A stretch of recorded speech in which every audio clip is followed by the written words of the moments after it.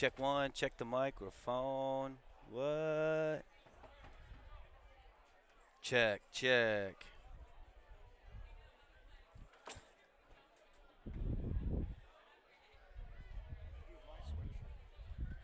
I didn't bring anything else down. Everything is still up there.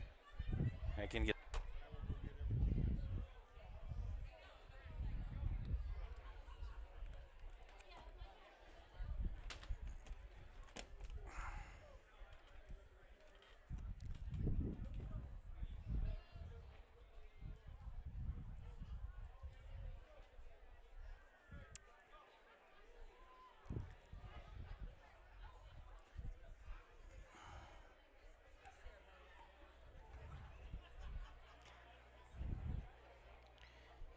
Mic check. What up, people? The internet land.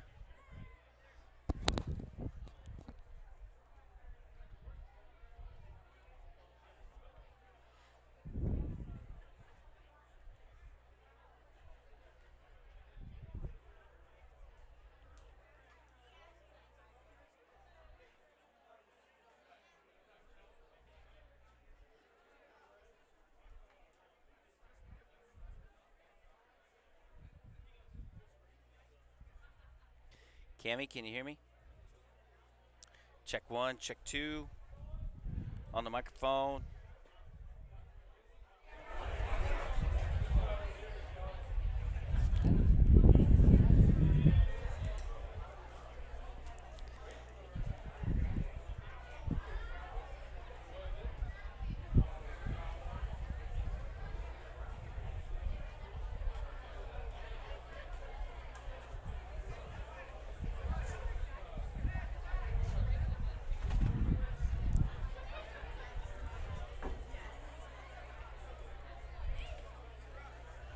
Okay, so the audio works, but the live stream is not.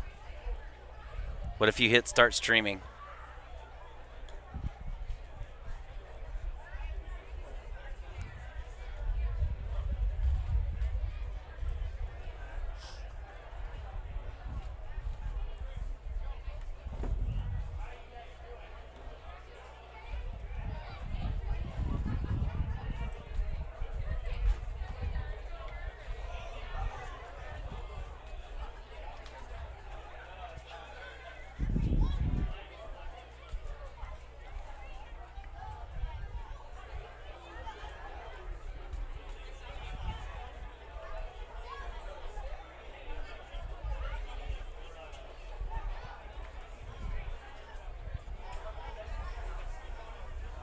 Check.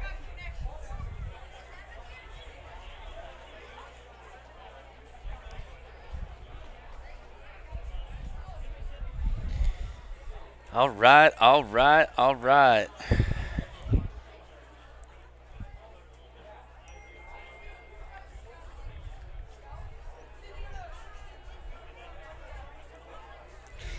If you guys are on WhatcomCountySports.com, head on over to YouTube.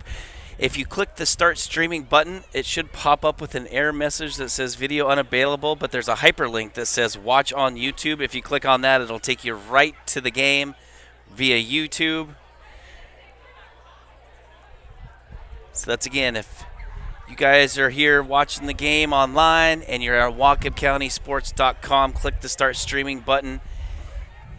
Little box might pop up that says video unavailable, but there should be a hyperlink in there to go to YouTube, and that will take you to the game. And you know what, ladies and gentlemen, it is 6:44, and I just can't contain my excitement. So let's go. Let's get this party started. Everybody, welcome to Sid Lambert Field here on the campus of Nooksack Valley High School, where for the first time in 2021 we have football in Whatcom County.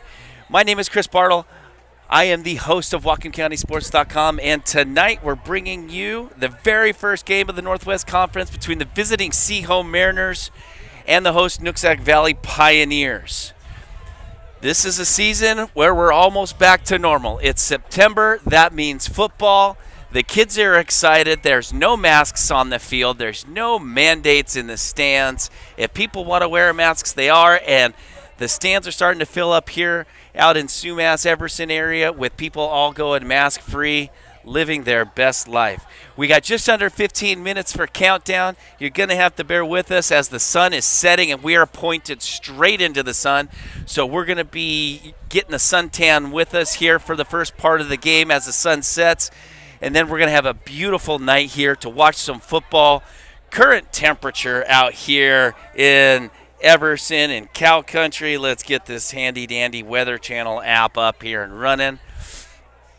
I don't know if you guys are going to be as excited as I am, but this is an amazing time right now. It's 74 degrees out here in Sumas. What a beautiful night for some football between two schools that are similar yet different all at the same time. Sehome as they're a 2A school, I believe, with Nooksack Valley as a 1A, and that's about where the differences end. They're both going to throw the ball. They're both going to run the ball. Some trivia for you. I bet you didn't know this, but Nooksack Valley head coach Craig Bartle is an alumni of Sehome, class of 93, along with his incredibly wise and intelligent younger brother, host of Whatcom County Sports.com. That's me, myself, Chris Bartle, graduate of Sehome in 96. Do not worry. There will be a zero partial calling of this game. But we're just excited to have you along. This is going to be a great time. There's the energy in the stands is great. I was down on the field. The field is in immaculate condition. They got the lines out, the letters out. The teams are out for the warm-ups. Sehome is still out on the field. We're just showing the clock and the countdown because Nooksack Valley's in with their pregame speech. So, welcome to football in Whatcom County. All right, here we go. Since we got some time to kill, I was down on the field earlier walking around taking a look at things, and I was able to catch up with both coaches. So, let's hear from Nooksack Valley coach Craig Bartle. Craig Bartle. Coach, it's September. That means it's football season. You guys are here on the first game kicking off the Whatcom County football season. Tell me a little bit about how you're feeling right now. Pretty good. Excited for the kids that they get a chance to come out here and play in a normal atmosphere, no masks, and just kind of get out and play. Now, you had a couple key losses at quarterback and running back, and you have a really young team. How do you think they're going to respond to this being the first game of the season? We'll find out. I think they'll have some nerves to start out, but as the game progresses, we hope we've prepared them enough that they're ready to go. So it'll take probably a couple series, and then we'll kind of find out where we're at. Awesome. Thanks, Coach. That was Nooksack Valley coach Craig Bartle in a little pregame out here walking around the field. I've known the guy for 43 years. It's as long as I've been alive. And to say he was excited, well, that's my brother excited for you. Maybe a little bit of nervous energy. He's back in his second stint as a Nooksack Valley football head coach. He was head coach of the Pioneers almost 20 years ago for one season before he left to take over the head football coaching job when Bellingham High School got remodeled and started back into school. Now he's back out here in the valley coaching the Pioneers, trying to turn this program around, get them back into the state playoffs. I was asking him about a couple key losses. He lost his quarterback last year, but he didn't actually lose his quarterback from last season because if you guys remember to start the season, the starting quarterback in that first game against Mount Baker was true freshman.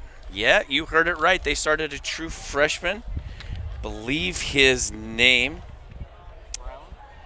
If I can find it, I'll get it to you in a minute once I figure out how to read a varsity football roster. Anyways, they started a freshman while their starting quarterback was out for a little bit. So it's not like he doesn't have any starting varsity experience. He does, and he's grown. The kid is now, from what I understand, Joseph Brown, he's 6'3", 195 pounds, and he was not 6'3" in February when we were out here in that incredibly cold game when Nooksack Valley lost to the Mountaineers.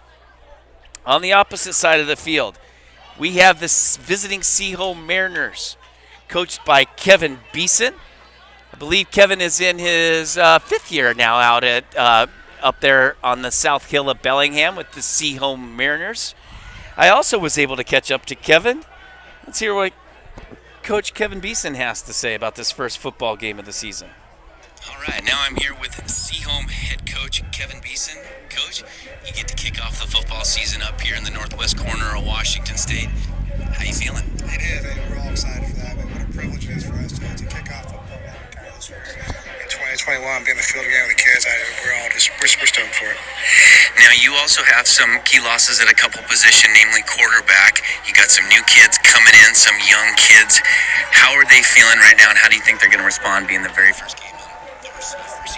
I'd say the competition's been great so far. The first 2 weeks of practice, love that. The kids, they're fighting, they're clawing, they're scratching for competition, for playing time, and it's going to bear fruit. We expect some early season, breakdowns here and there, but it's all part of the growth curve.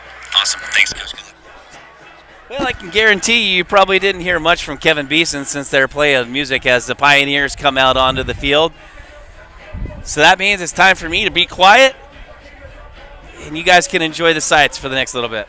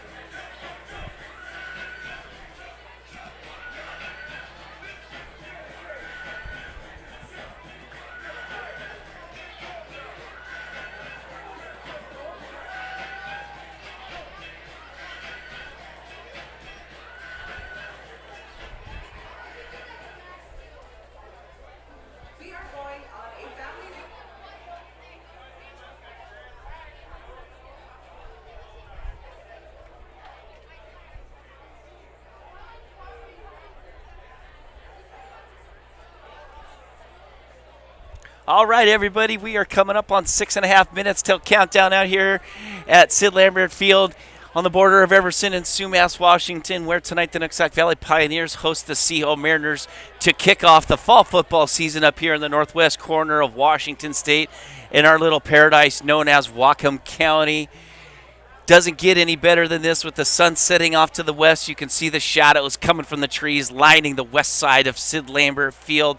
We got the mountains to the back of us, and if we pan the camera up a little bit, you can actually say, how's it going, to all of our Canadian brethren right across the border. What a beautiful night here in Everson. Kickoff temperature is probably starting to drop a little bit now. About 5-10 minutes ago was 74 degrees, but considering this is Washington State, you cannot complain with blue sky and sunshine on a Friday night for some Friday night football. This is our WhatcomCounty.com Game of the Week, brought to you by Training Grounds, 36,000 square foot training facility located in the Birchwood area of Bellingham. They got over 1 million pounds of plate weight. Yes, you heard that right. 1 million pounds of plate weight. They got rigs from Rogue. They got stuff from Atlantis. They got a bunch of equipment in there, and it is hands down the best training facility in Whatcom County. That's Training Grounds.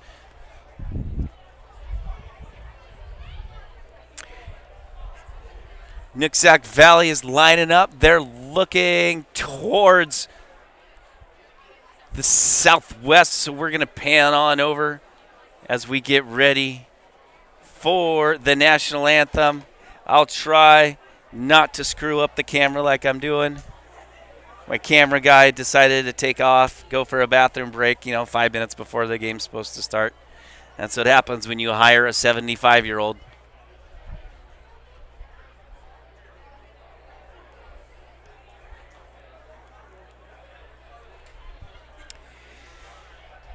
Both teams on the sidelines. Nooksack in a straight line with the helmets off. Sehome's on their side, on the west side of Sid Lambert Field with their helmets off. We're just waiting for them to kick on the music so we can do the national anthem, Pledge of Allegiance. Not quite sure what they're going to decide to do out here tonight.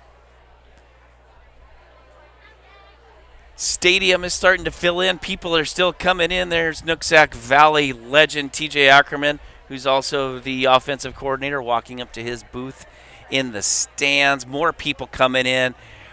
My partner from last year, Matt Maloli, is on time as usual. He's out in line waiting to get in the stadium. Coach Bartle in the purple shirt with the incredibly bright white khaki pants. Sun reflecting off a freshly shaved bald head.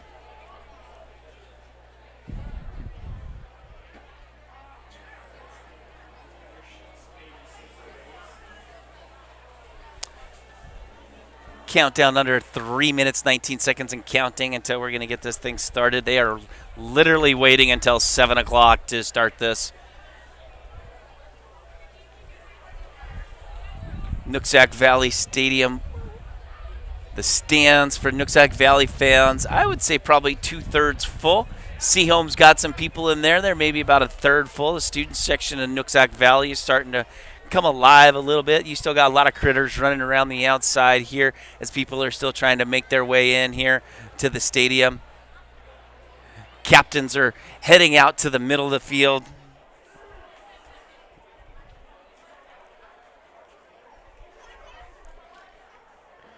For Nooksack, looks like the captains are going to be number 6, Caleb Kingman, number 3, Dawson Kimball, number 63, Garrett Brulin, and number 4, Jordan Silva.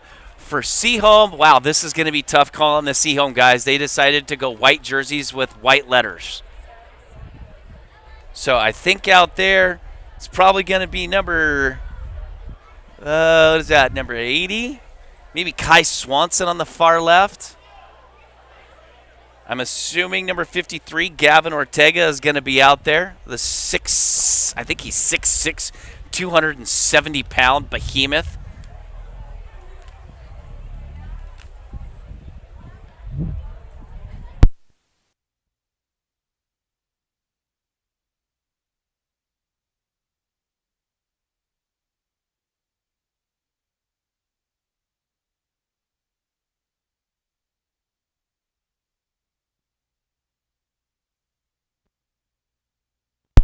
I'm going to try and get some more numbers for you guys for the captains for Sehome.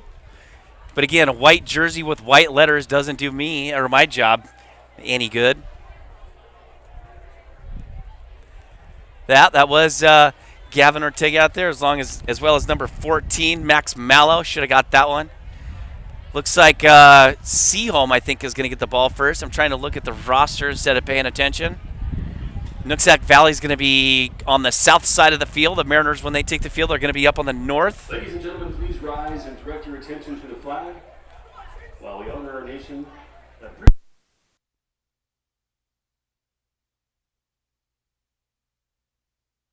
soon as that turns around.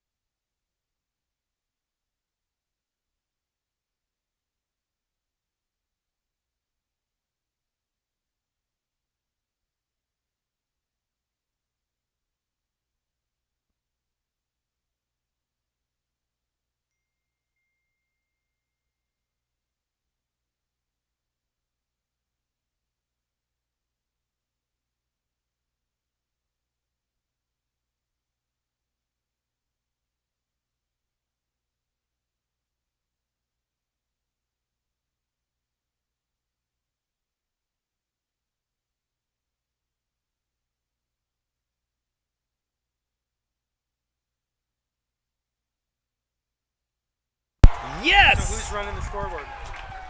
All right, everybody, here we go. It is time for some football in the Northwest between the Nooksack Valley Pioneers and the Sehome Mariners. Kickoff is just a few seconds away. I hope you guys are ready. We upgraded cameras. We upgraded computers. We downgraded the cameraman, but that's okay. Welcome to Sim Lambert Field, home of the Nooksack Valley Pioneers. And tonight, the Pioneers welcome the visiting Sehome Mariners. People in the stands are going to be loud. The speaker's going to be loud. Looks like Nooksack Valley is going to be kicking off. They're going to be going left to right on your TV screen, on your computer, on your phone. Thank you so much for tuning in tonight for this game against 1A Pioneers versus the 2A Seattle Mariners. Gonna have to bear with me for Sehome as their jerseys are not very helpful for me with I think they're yellow numbers, but I'm colorblind. So they got 5 guys up front, then 2, and I can't see who the back guys are, but I'm going to assume that one of them is probably going to be Max Mallow, number 14, and probably number 11, Jordan Tucker. Mallow is a junior. Tucker is a senior. Pioneers are going to be kicking off by number 6, Caleb Kingma, looks like. And here we go. That's good, Alex. I would zoom out. Ball taken by Sehome Mariner off on that far side.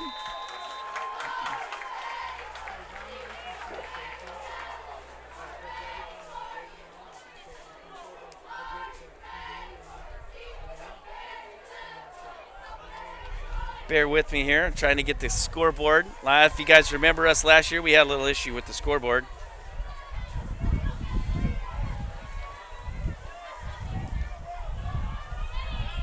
Sehome's taking the ball first. I'm trying to see who the quarterback is. It looks like it's number 3, Carson Neff.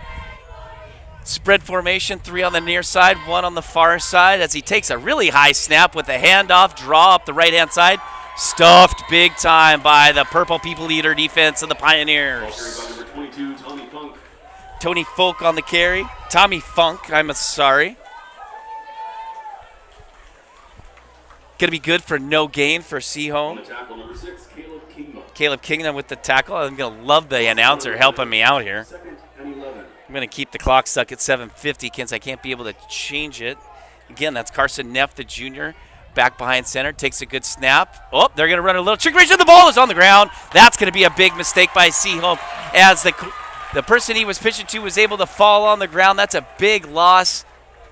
That's going to be a loss of almost 10, 12 yards. Covered by Sehome.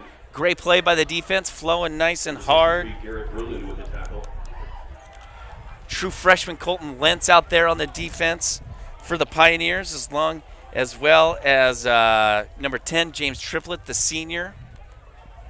Up front, they got the big guy, number 76. That's Kane Carter in the middle. Sehome takes a snap, looking to pass. He's looking for a first down. Nice pitch and catch with a tackle by number 10, James Triplett. That's going to be short of a first down by a long margin.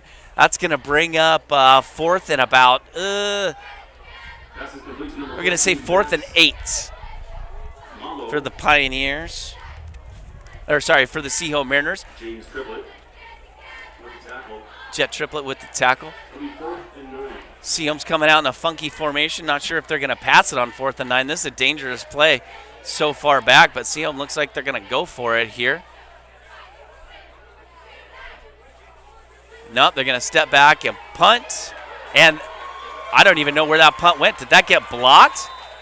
It either got blocked by number 55, Nicholas Dykes, or it was kicked right in. But they're saying it looking like a fumble? Nope, Nooksack Valley ball. They are going to take over deep in Sehome territory. That looks like that ball is on or about the 23 or 24 yard line.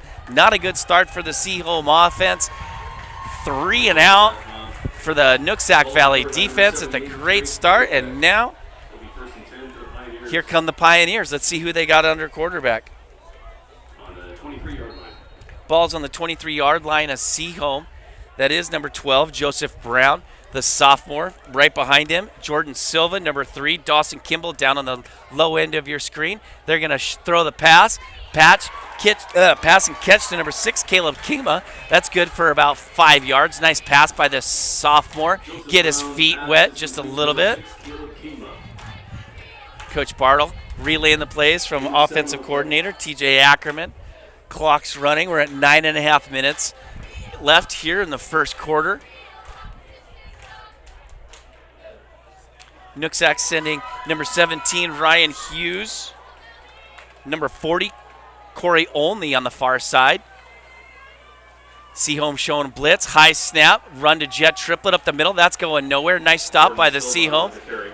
Jordan Silva, not jet triplet up there. See who the last one off on the pile for Sehome was. That looks like number 72, Habib Bello. Big Gavin Ortega out there. Number 53. You can't miss him. He's like the tallest guy on the field at 6'6", 270 pounds.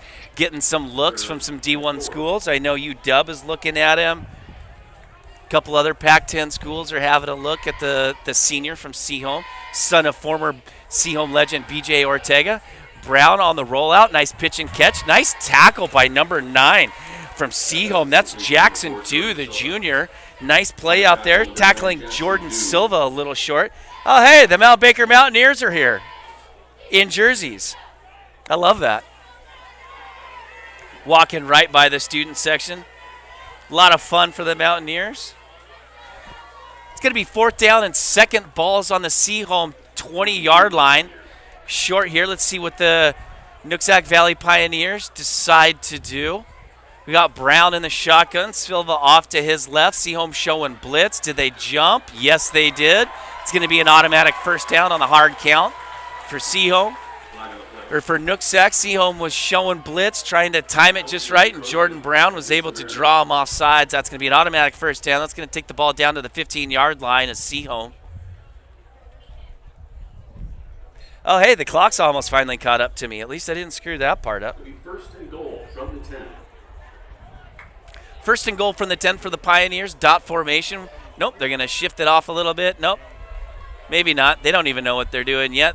Little offset action here. High snap, handoff to Silva. Bobbles it a little bit. Stretched out by Sehome. Nice job by the Mountaineers. Clock stops. No, clock keeps running. Silva with the bar carrier. Tried to get down here on the near side. Didn't quite make it. They did stop the clock because he went out of bounds. Flag down on the play. They're backing up the Pioneers. So it looks like we got a penalty against Nooksack. Taking it back to the 20-yard line. Let's see what the guy in the white hat says. Holding, that's a 10-yard penalty. Ball's back on the 20-yard line. 1st and goal. 1st and goal and 1st and 20 for the Pioneers.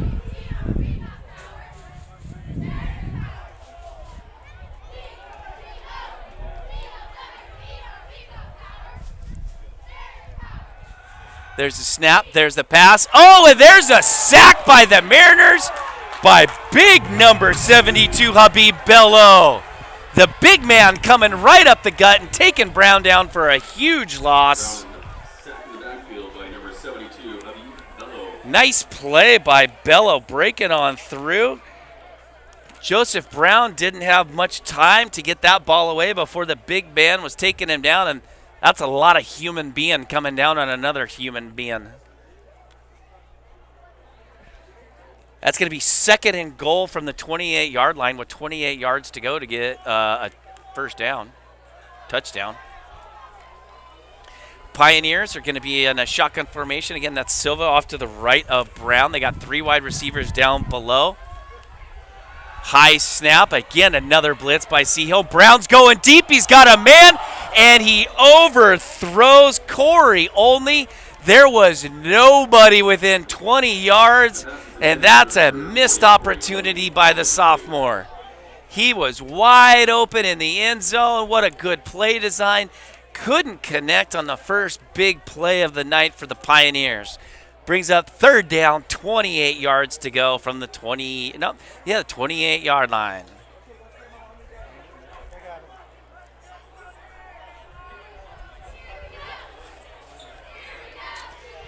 Brown in the shotgun, 2 down below, 2 up above again. Second down, just under 6.5. High formation. They're blitzing off the corner. Brown's moving, throwing across his body. He had a guy. That was number 10 out there. Jet Triplet had a step. Corey Only, number 40, who was out there. Brown, tough play for the right-hander, running to his left, having to throw back across his body. Not an easy play for anybody, let alone a sophomore making about his 3rd or 4th start of his young football career. This guy's going to be a stud. I was out at Nooksack Valley practice a couple weeks ago hanging out with Coach Bartle, and I was just watching this kid.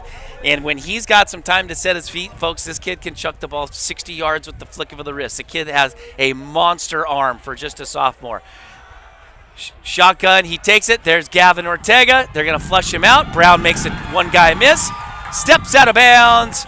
And where are they going to mark him down at? He's going to be really short of a first down, but they're going to mark him inside the 15. Looks about the 14-yard line. The keeper, he steps out of bounds on the 15-yard line. Ball was turned over on downs. So that was 4th down. That's going to give the ball back to Sehome. They're going to get the ball on their own 15-yard line. Sehome went 3 and out in their first possession. Maybe a little first game, first possession nerves for both teams. Brown had a couple opportunities. He's hopping down, up and down on the sidelines with Coach Bartle, knowing that he missed one. Sehome on offense. That's number 3, Carson Neff. Shotgun. He takes the handoff. They're going to run off to the outside to number 22. That's Tommy Funk. He stays in bound. Clock running. By number 52, John Stremler. Stremler with the tackle. Gain only of about 3 yards. 2nd and 7 from, looks like the 17-yard line, so they only gave him 2 yards. This defensive front for Nooksack doing pretty well right here. That's Garrett Brulin, defensive end on the far side. They're going to send a guy in motion. They're going to throw a little quick screen on the outside. He's got some room. That's a first down for Sehome down the sidelines. Who was that? I think that was Tommy Funk again on the quick screen as he went out of the backfield with a big play for the Mariners, taking the ball, getting them out of some trouble. They are moving the ball all the way up to the 35-yard line. What a nice pickup by Mr. Funk, the junior, out of Bellingham, Washington. Sehome's going to run quick. They're already up onto the line of scrimmage. Quarterback drops back. He's got another man wide open on the sideline, but he missed that throw. That's Carson Neff missing the throw high and wide. It's going to bring up 2nd down. Also on the defense for the Pioneers, we got Wayne Silvis, number 30, number 10. You got, of course, James Triplett, number 55, Nicholas Dykstra, number 3, Dawson Kimball. Your linebackers are going to be number 10, Jet Triplett, and I believe that's also Caleb Kingma up there for the Pioneers. High snap. They're going to run a draw to Sehome off the left-hand side, and he gets met by one of the best tacklers in all of Whatcom County football. That's Triplett, number 10. That's going to be gained for a couple yards. Again, that's Neff on the keeper. James Triplett. Number 10, Triplett, one of the best linebackers in Whatcom County, regardless of classification. It'll be 3rd and 6. 3rd and 6 for the Mariners. They're going north to south here, so they got 3 on the near side. Neff in the backfield. He's going to be flanked by, it looks like, Funk all night. I don't know why we haven't called Max Mallow's name yet tonight. High throw, nice tackle. That's, depending on the spot, that might be good for a first down. Nice catch by Luke Evans going up high, but he gets popped by number 40, Corey Only, the freshman. Nice stick by him. They're going to give Sehome a first down, so the ball's on the 46-yard line. Sehome just taking their time, being methodical right now. Neff looking to the sideline, seeing what the coaches are calling. It's like the new thing in high school football. Quick spread offenses, coaches calling plays. Shotgun blitz by the Pioneers. Picked up. Oh, Neff's got a man wide open. He had him, barely overthrew him. That's freshman number 9, Colton Lentz out there, the safety, helping to break up the play. That was Zachary Chisholm out there for the Mariners. Just barely overthrown, but that could have been a big play for the Mariners. 2nd and 10. Clock stopped. 4:15 left in the first quarter. 0-0 here at Sid Lambert Field on the campus of Nooksack Valley High School. Neff looking to the sidelines. He's looking. There's Max Mallow for his first catch of the night. Little in and out screen almost. Passes compete. It's the first time I've called his name tonight. Expect to hear that guy a lot. That's a gain of about 9 yards. And oh my gosh, we picked the wrong spot to live stream because the hot dogs smelled delicious.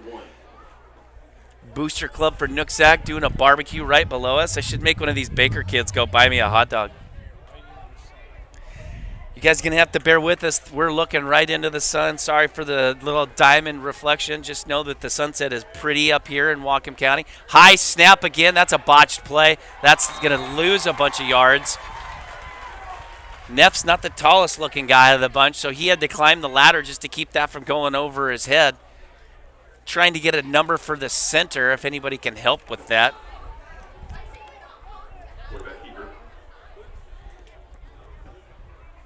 Number 12 for Sehome is down here on the near sideline. That's Braddock Duckworth, a sophomore. Right next to him is number 7, Luke Evans, and then number 4, Zachary Chisholm. Max Mallow on an island on the far side. Trying to draw him off. It's going to be 4th and about 4 from the Nooksack Valley. Looks like 47-yard line. See him, another high snap. Draw up the middle. That's going to be good for a first down. That was number 22, Tommy Funk, the junior. A lot of juniors for this Sehome team. Trying to get it to move a little bit out of the sun, but we're going to be looking into the sun for probably the next 15, 20 minutes.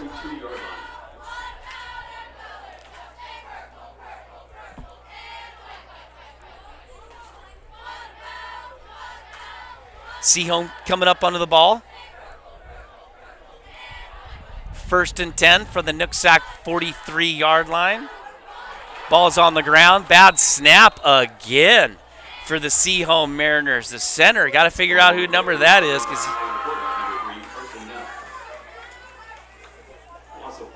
Almost looks like it's number 51, KJ McDowell, but I can't quite see the number.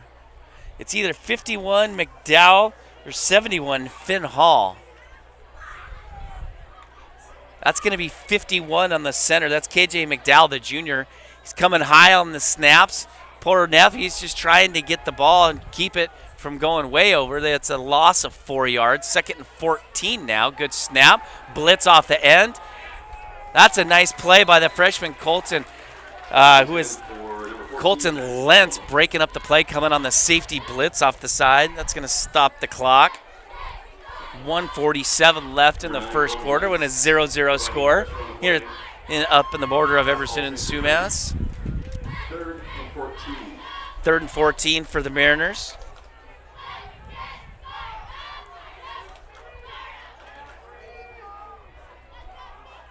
Neff looking over to the field, looking at Coach Kevin Beeson. Good snap. Everybody's back. He's getting flushed out. He's got nobody to throw to, so he's just going to throw it away. Good defensive coverage by the Pioneers back there. That's number 30, Isaac Lynn. You got both freshmen, Corey Olney and freshman Colton Lentz. Nice job in the secondary by the Young Bucks. Wayne Silvis is out there. I think he's only a sophomore. Yep, he's only a sophomore. 14.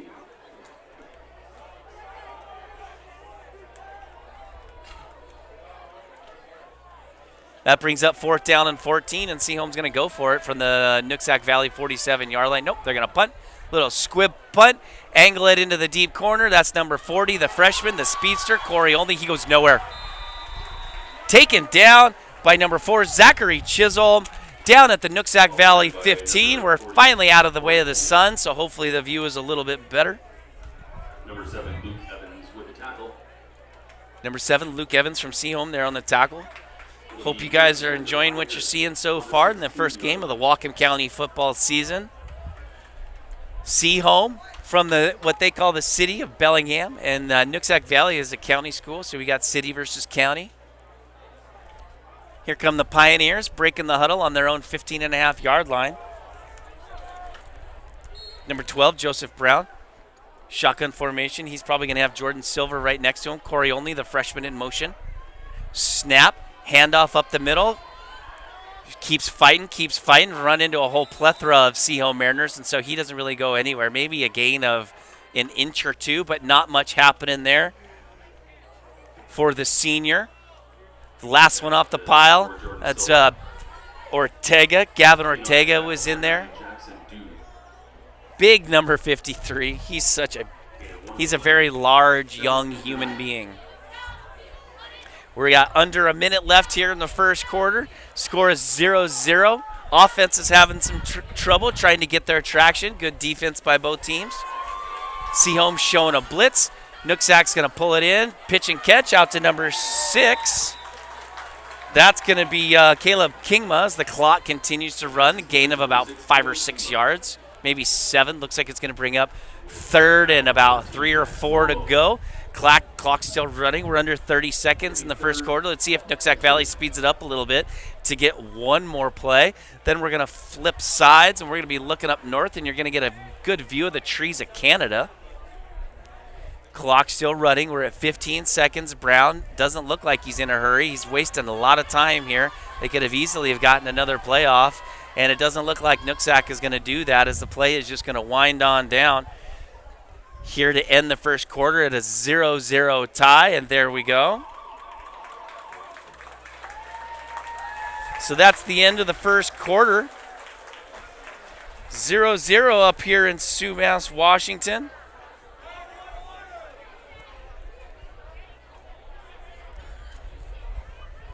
This game brought to you by the Self-Employed Journey. A lot of times when kids get done with high school, the first thing they want to do is go to college and get into debt. But as an entrepreneur and solo business person myself, there's lots of opportunities for young kids to come out there and affect the workforce. The Self-Employed Journey is going to help teach these kids what it is to be an entrepreneur and own your own business. So please check out the selfemployedjourney.com for more information. You are watching the Whatcom County Sports.com Game of the Week, brought to you by Training Grounds and the Self-Employed Journey. The teams are going to flip sides. So we're going to point the camera up north into the shade up there.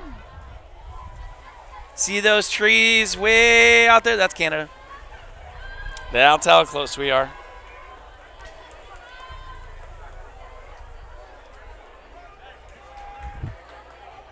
I don't know how I messed up the scoreboard to only read 8 minutes, but I'm trying to fix that, and it doesn't want to fix. Well, I'll fix it for the next game. How about that? All right, the teams are... My camera guy decided to retire for the second time. So Nooksack Valley, they're taking over. Ball is still on their own 23-yard line. They're going north to south now. Brown with the hard count. Looking to the sideline, seeing what Coach Bartle sees, seeing what Coach Bartle wants to run.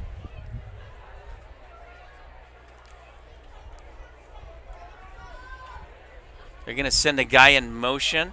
They're going to run a jet sweep. The hole is right there up the middle. Block. Oh, he got to the outside. That's Dawson Kimball. He's going to get thrown out of bounds by number 9 from Sehome. That's Jackson Dew. What a nice play call by the Pioneers, running the jet sweep. That's going to be a first down for the Pioneers on a big gain. They're going to mark it all the way on the 40. That's a gain of a lot. Nice run by the Pioneers. Thank you all for watching. If you're on WhatcomCountySports.com, hit the live stream button on there, and it should give you an error message. And then on the error message, it should say direct you to YouTube. If you click on that, it'll take you directly to the YouTube channel. First down. Clock running, 11:30 left in the second quarter. It's a big offensive line for the Pioneers. They have number 72, but they don't have that guy on the sheet, so I don't know who that is. Snap, whoop, fumble, and it's recovered by Brown, and he's got a whole bunch of Mariners on him, and that's a big play right there. by the Sehome defense. Let's see who covered that one. That's going to be, I think, number 22, Tommy Funk was back there. Ortega got in the mix. Number 70, John Dawson, he was in the mix.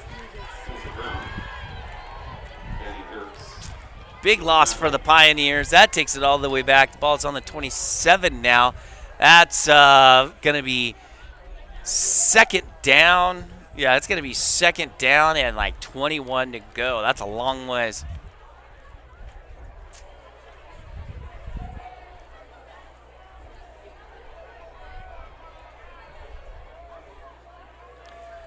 Brown shifting the defense. It's number 9, Jackson Dew, moving a little bit. Brown dropping back to pass, under pressure again. He's looking deep. He's got the speedster, the freshman, number 40, Corey Only, but he overthrew him. That's going to fall for an incomplete pass. That's going to be third down. That's going to be a connection to watch here in the future, folks. You got a sophomore at quarterback, a freshman running the deep pass play. That is a weapon right there in Corey Only for the Pioneers. Only a freshman, too. Ron Lepper is just chomping at the bit right there because Only lives on the Mount Baker Highway right out in the Mount Baker School District, just down from the high school there in Deming. But his mom works for the Nooksack Valley School District, so she is sending him to Nooksack. Coming up on the center, that's going to be number 52, John Stremler. Got to give the offensive lineman some props here. Here comes Brown. We're going to get a timeout from Nooksack Valley Coach Bartle. Let's get some of those other linemen out there. We got number 55, Nicholas Dykstra is up there. 76, Kyan Carter. I see a 63. That's going to be a Garrett Bruland.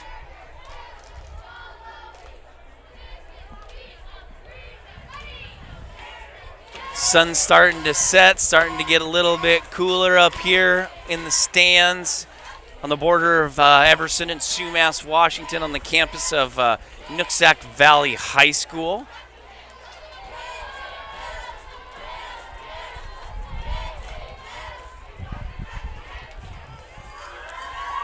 First team All-State linebacker Davin Beeson from the Mount Baker Mountaineers is joining us here in the stands.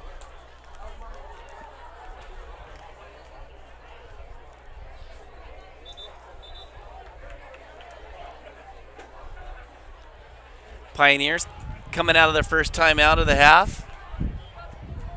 10:20 left to go in the field, or in the first half. Ball on the Nooksack's own.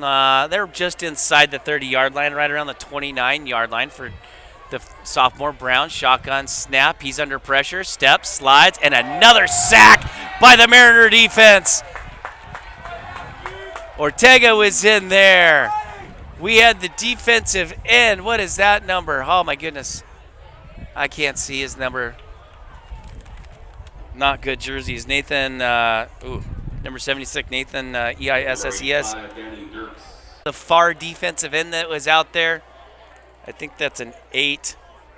So we're going to give it to Storm Nickerson on that one. 85 is the 4-1. Yeah, banning Dirks on the play. Forcing the Pioneers to punt from deep in their own short punt. It's going to roll, it's going to roll, it's going to roll down to the 42-yard line where it's touched by the freshman, number 40, Corey Only for the Pioneers, as Sehome takes over from their own 44-yard line with 9:25 left to go in the first half. I know the clock says 8. I'll get it fixed by the next game. Running a new computer, a new software system, a new scoreboard system. Running a lot of new things for you guys, trying to give you a better quality product, better stream, better video. Hoping you guys are enjoying it. Looking back into the sun now as it's setting off into the west. What a beautiful night. Neff is in the backfield for the Mariners with Funk off to his left. Good snap. Quick throw, quick out to number 14. Little shimmy, shaking, and dive. That's going to be Max Mallow. That's going to be good for about 7, it looks like. Caleb Kingma with the tackle, number 6. Game 6 on the play. 2nd and 4. Brings up 2nd and 4 for the Mariners. Looking to the sideline, see what Coach Beeson has in store. Not a lot of different formations for the Mariners. They're keeping 3 wide receivers on one side, and they're running the Max Mallow all by himself. He's their best playmaker on the offense for the Mariners. Neff with the run up the middle. That's a trap to Mr. Funk, number 22. Should be good for a couple yards. Gets the ball into Nooksack Valley territory on the 49-yard line. They're going to be up short for the 3rd down. It's going to be 3rd and about 2 for the Mariners. Let's see what they got going on. Number 10, James Triplett, and number 55, Nicholas Dextra.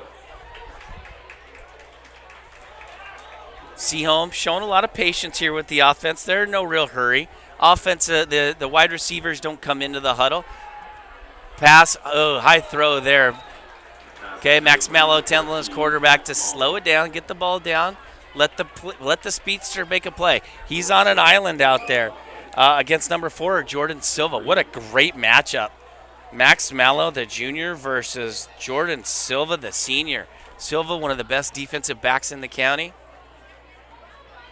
Max Mallow, one of the best offensive weapons in the county. So that's going to be a good matchup to watch on that single side.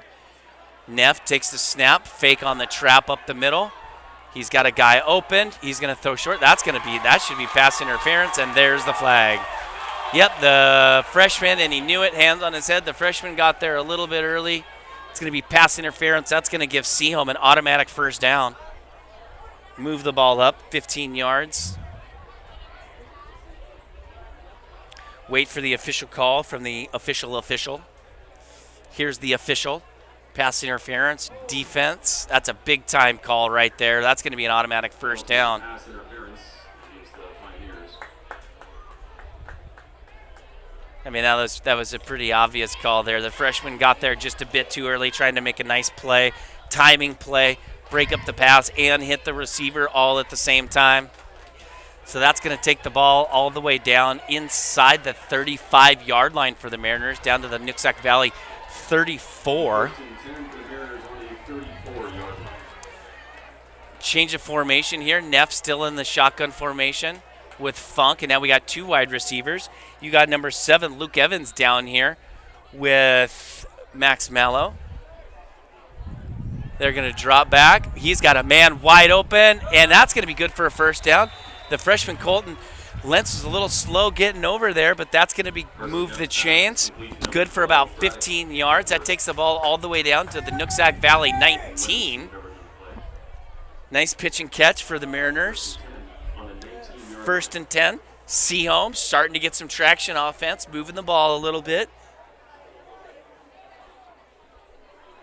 Finally got the clocks synced up for the game clock scoreboard and what we got showing you here on the screen. Neff, again, taking his time. Some schools have play clocks, some don't. Looks like they don't have one at this game. Decent snap, quick pitch out. They're going to do a little screen. Nice stick and catch. Again, moving the chains. Looks like that's really close to a 1st down. Depending on where the referee puts his foot in the ball, that might be 2nd and inches or a 1st down. Stopped by the freshman Lentz again. Out of the game for Nooksack is going to be number 76. That's Kyan Carter. In goes number 56. That's Dalton Hickey. No relation to Jonah Hickey. Clock's running. Ball was inbounds. They're going to mark him short. That's going to be 2nd and a half yard. Pump fake. He's got a guy wide open.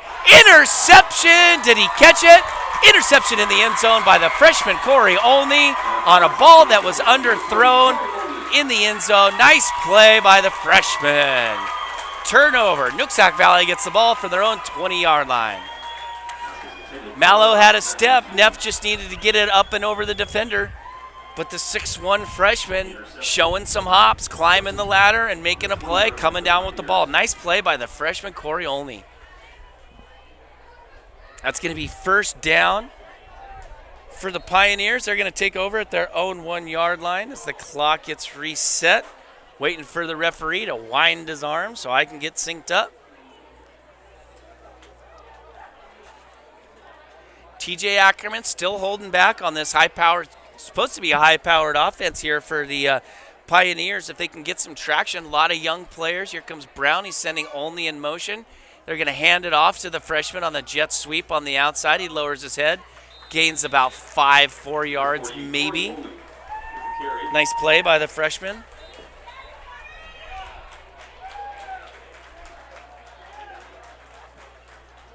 Number 9, Jackson Dew with the tackle. There's a flag after the play. Flag after the play.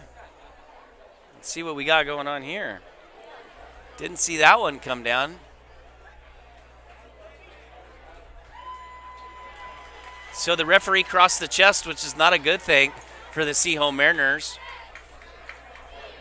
That's going to move the ball and give Nooksack an automatic. Well, it looks like it should give him a first down. We're pretty close. Nope, looks like only a 5-yard penalty. Not quite sure what's going on over there. Second down they're showing now. Second down and 1. Ball is going to be on the 28-yard line.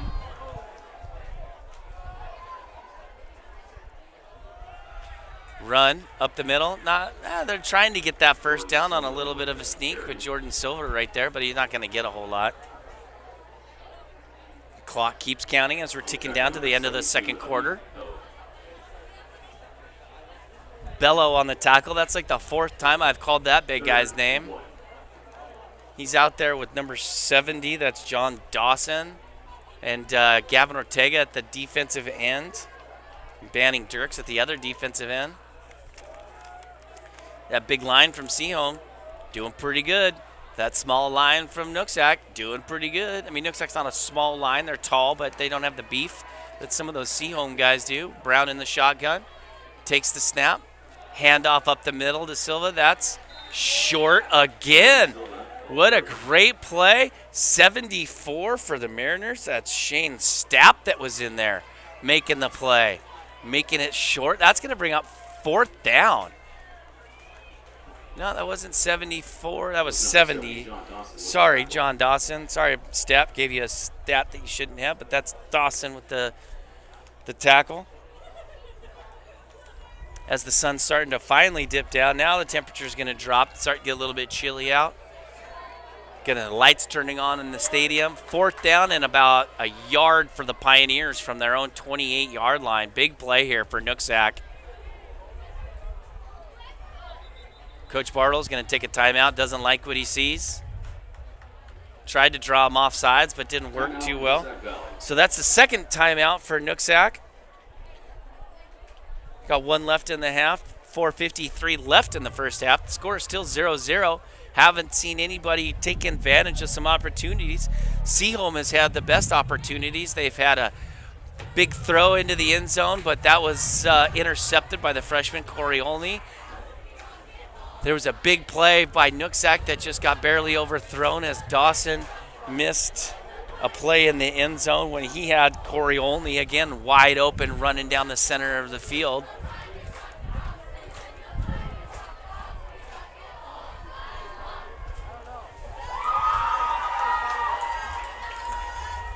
Coach Bartle breaking the huddle.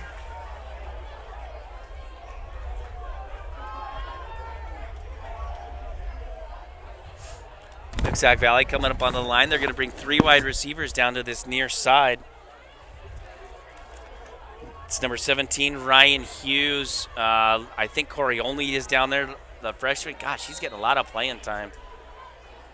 Somebody else big and tall right there. They're going to run the ball to Jordan Brown. Try to get him outside. Nice. Ooh, he lowers his shoulder. Nice tackle, though, by number 12 of Sehome, Braddock Duckworth. But who is that? That's Brown, the quarterback. Joseph Brown lowering his shoulder for the first down. Nice play. Number 76 for Nooksack Valley coming back in. That's Kyan Carter. Replacing number 64, Brady Ackerman.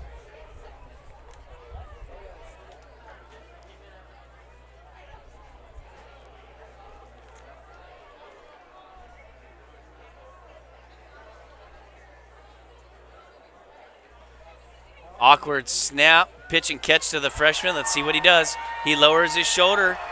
Nice job by the freshman, putting his shoulder down, taken down by number 23, Alden Jacobs. Nice play by the freshman to move the sticks. If you're a fan of football and you're out here in Everson And when you watch some of these games in the future, you're going to hear that combination a lot. Brown to Olney. Olney's going to be a stud for these Pioneers.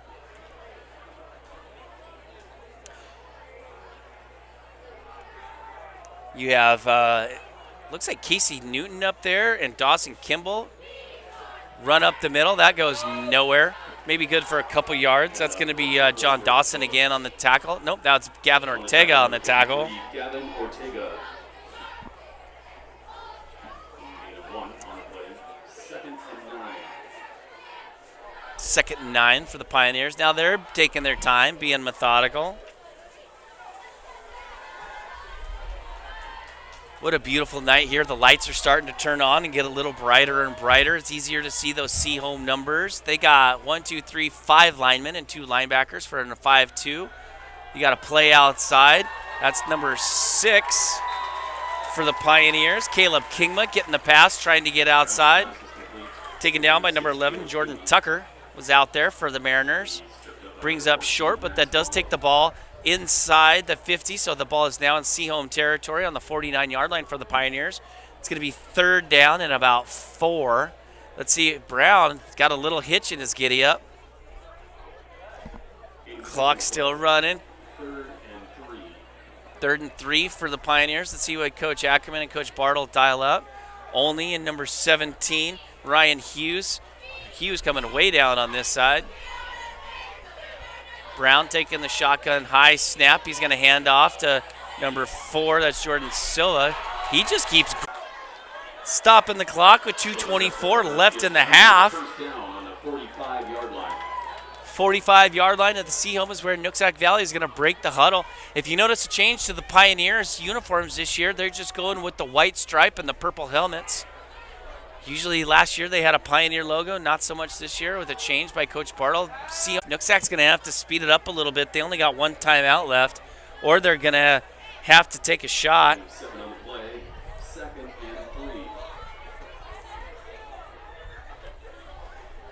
3. Lost the stream a little bit. Hopefully you guys catch up. We got 1:36 left in the half.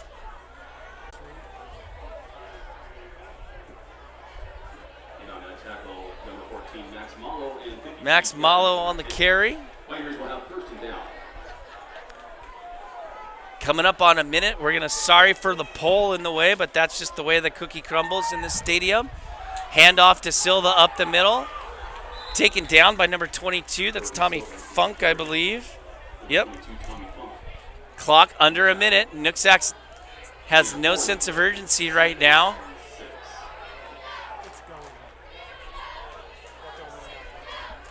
45 seconds.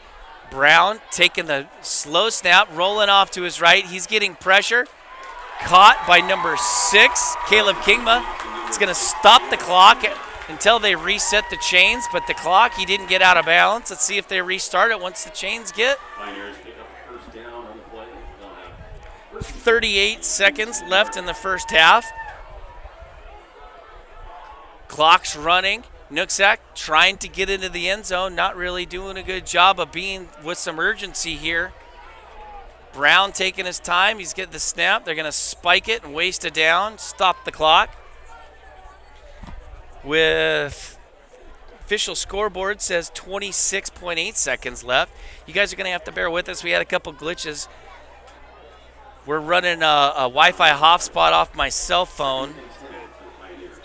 So if there's a little glitch, that's just what happened. The internet signal out here in the county sometimes isn't the best. Here comes Nooksack Valley.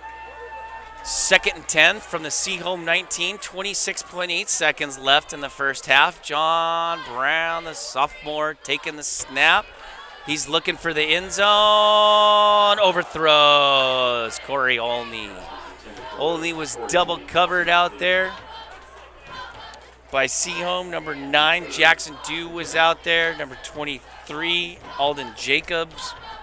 Stops the clock. I'm saying 22 seconds. The official game clock is 21.8 seconds.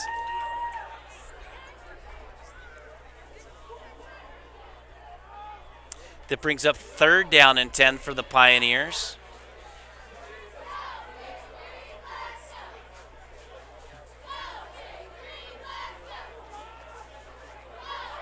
Let's see if Nooksack can get it in the end zone. I think they should have one more timeout remaining. But nevertheless, 3rd and 10. Snap. Blitz by Sehome. And that's going to be a big fumble. Big fumble. And the lineman for Sehome completely missed it, trying to get a pick 6. Stopping the clock. Jordan Silva recovers the ball. Note to self, if you're a lineman, fall on it. That's a huge play on both Nooksack and Sehome. That brings Nooksack back to the 30-yard line. 4th down. Nooksack's going to use their final timeout. What a catastrophic play for the Pioneers and the Mariners. 2 defensive linemen for the Mariners had a chance to pick that up. They wanted glory because there was nothing between them and a cruller at a donut shop called Tim Hortons on the other side of the border. Coach Bartle taking his final timeout. I mean, an offense or defensive lineman, they're going to want a cruller from Timmy Hortons. You know, if you're not from around here, you haven't been into Canada at all, I'm sorry, you're going to need a passport vaccine, whatever the heck that thing is called. Anyways, Tim Hortons is one of the best donut coffee shops on the planet. If you ever get a chance to go to one, do it. Make sure you get a cruller. They reset the clock to 12 seconds, adding some time back on. 4th down and a really long ways. Nooksack can still get a 1st down, but they're going to have to get on the ball real quick. Not a lot of time to work here for the Pioneers. They are knocking on the door. They were on the 19. Now they're way back on the 30. Blitz by the Mariners. They're going to force the quarterback out. He's still running. Taken out by Ortega. Nice play by the senior to keep him from going. 3 seconds left on the clock, but that's going to give the ball back to Sehome. Nice run by Brown, trying to get some yards back. He only got 12. He needed like 20. That's going to be a turnover, and I'm assuming Sehome's going to come out and take a knee, and that's going to take us into halftime 0-0. Both teams had their chances. Both teams made their mistakes. First game of the season jitters. Hopefully they come back out and get some points on the board. We're going to need a winner at some point in this game. Big number 63 for the Pioneers. That's got to be Garrett Brulin. I thought it was an Ackerman the way that he was running. Looks like Sehome is in. We're going to take a knee formation. Nooksack's not really doing much, and there we go. That's going to take us down to the end of the first half. Score 0-0 here from Sidley Emmer Field in Everson, Washington. Nooksack 0. Sehome Mariners 0. A lot of good for both teams, a lot of mistakes for both teams, but what can you expect from the first game of the season? It's going to be halftime here at the stadium, so I'm going to take a little break, get some water, come back, tell you about our lovely sponsors. Be right back.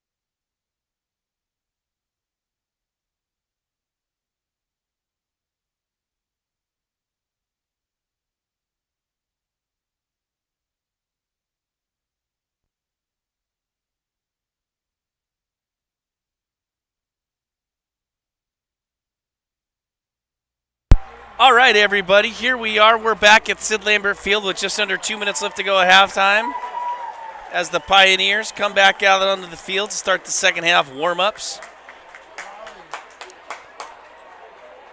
This game is brought to you by Training Grounds, the #1 training facility in Bellingham, 36,000 square feet of iron para squat racks, and then get your fight on with our own MMA section, fighting section, enabled for all the trainers and fighters to come in and get some work done.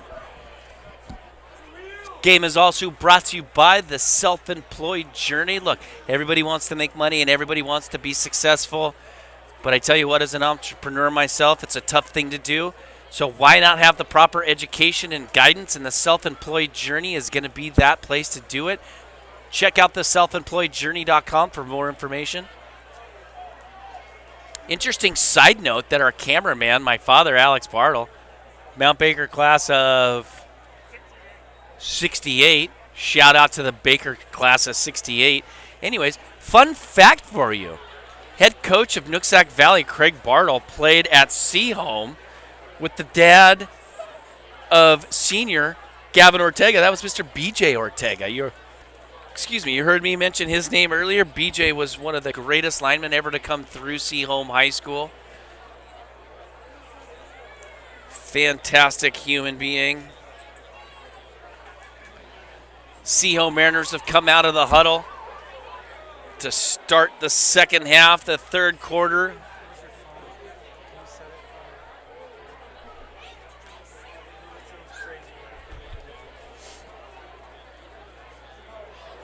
Teams going through their warm-up stretches to get ready for the second half. Nooksack started with the ball, so I'm assuming that Seahome's going to want the ball to start the second half, if I remember everything correctly. What an amazing sunset going on in the background off onto the west side of Sid Lambert Field.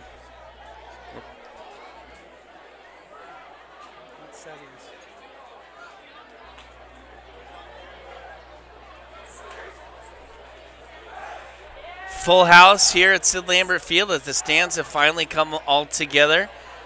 Got some players from the Mount Baker varsity team here. They travel to Mount Tahoma tomorrow night to take on Life Christian Academy of Seattle down at Mount Tahoma High School in Tacoma. We're going to be showing the Week 2 game as we are going to, WhatcomCountySports.com is going to be traveling to the east side of the state with the Mount Baker Mountaineers as the 1A Mountaineers take on the 4A Wenatchee Wildcats, I think is who they're playing, if the Wildcat, that is their mascot. Mount Baker has, how shall I say, one of the most insane schedules I have ever seen or heard of in high school football. Their first 5 or 6 games are all on the road. And the minimum driving distance, I don't know, I think 6 hours, 4 to 6 hours. I mean, we're talking total drive mileage for this team. We're in the thousands of miles.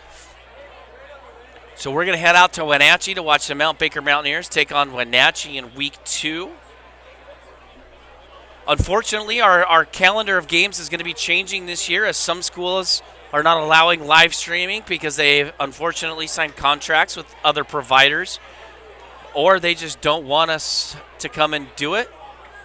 But we're going to bring you guys games nonetheless. We're even looking at bringing you guys some 8-man football, as we have one of the best 8-man football programs in the state here with the Lummi Nation School. You heard me right. I said 8-man football. You're watching 11-man football.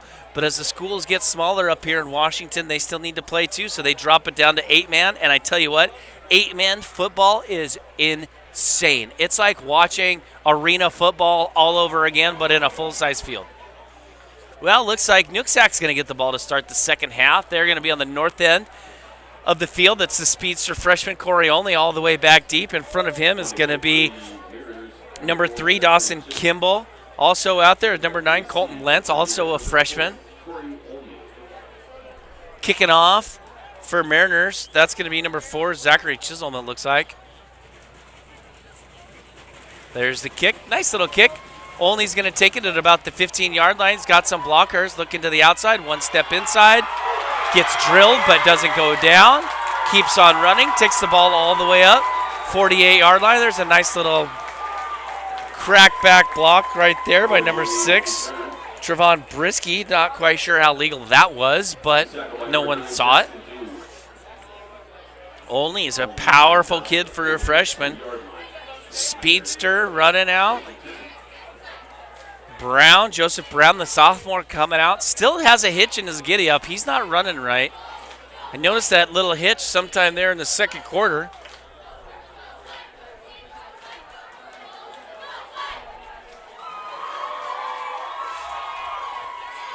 Brown taking a shotgun. He's probably going to have Silva off to his left. High snap, fake the pass. Out to Corey Olney where he's caught, taken down right away by Max Mallow. Number 14 there, also there for the Mariners was number 3, 23, Aiden Jacobs was coming on over. It's going to be a first down for the Pioneers. Nice pitch and catch. Looks like it's that left ankle of Brown that's giving him a trouble. He favors that as he's coming in and out of from the sideline, getting the play from head coach Bartle, being radioed down by offensive coordinator TJ Ackerman. 2 wide receivers below, 2 up top. Brown, high snap, handing off to Silva on a trap play that doesn't really do much, maybe gain of a couple right there.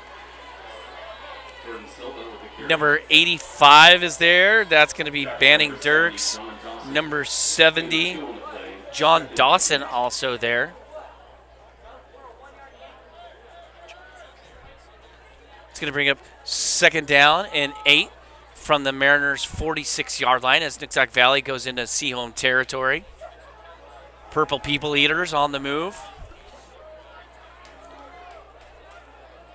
Ryan Hughes and Olney here. Olney going in motion, looking to a jet sweep. He fumble! Recovered by, looks like Sehome might have recovered the fumble by the freshman. Let's see what the referee does. Does he point north or south? This could be a big play. The first big play of the second half here as the freshman bobbled the ball. Sehome has the ball, but the ref is showing third down. Interesting. Sehome comes off the bottom of the pile. That's the Mount Baker football team right there. Love that. Sehome came out off the bottom of the pile with the ball, but the referee is saying that John Brown does not look right. See that? He is not coming off the field. There's something going on with, Joseph Brown. My apologies to the Brown clan. He is favoring that left ankle, but as a trooper he's staying out there. He's got Silva in the backfield. Takes the snap, couple step drop, blitz. He's going to go down, and that's Gavin Ortega. Nope, that's not Gavin Ortega. Man, that's John Dawson. Nice blitz call by the Mariners right there to force the ball back even further. That's going to be 4th and a small country mile for the Pioneers. 4th and actually about 17. Max Mallow is back deep for the Mariners. Number 6 for the Pioneers. That's Caleb Kingma back to punt. Corey Olney down here.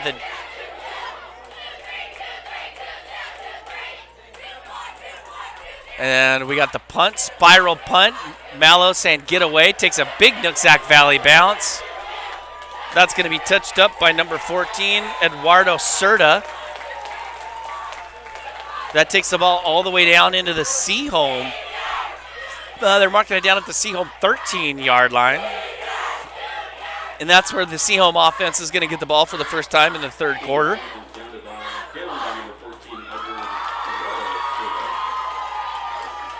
Sehome had their chances, as did Nooksack Valley in the second half. Just couldn't quite connect on some of the plays. A little inconsistent on the offensive side, but it is the first game of the season. Here's a change for you. They got Max Mallow down on this near sideline. He was on an island the entire first quarter all by himself.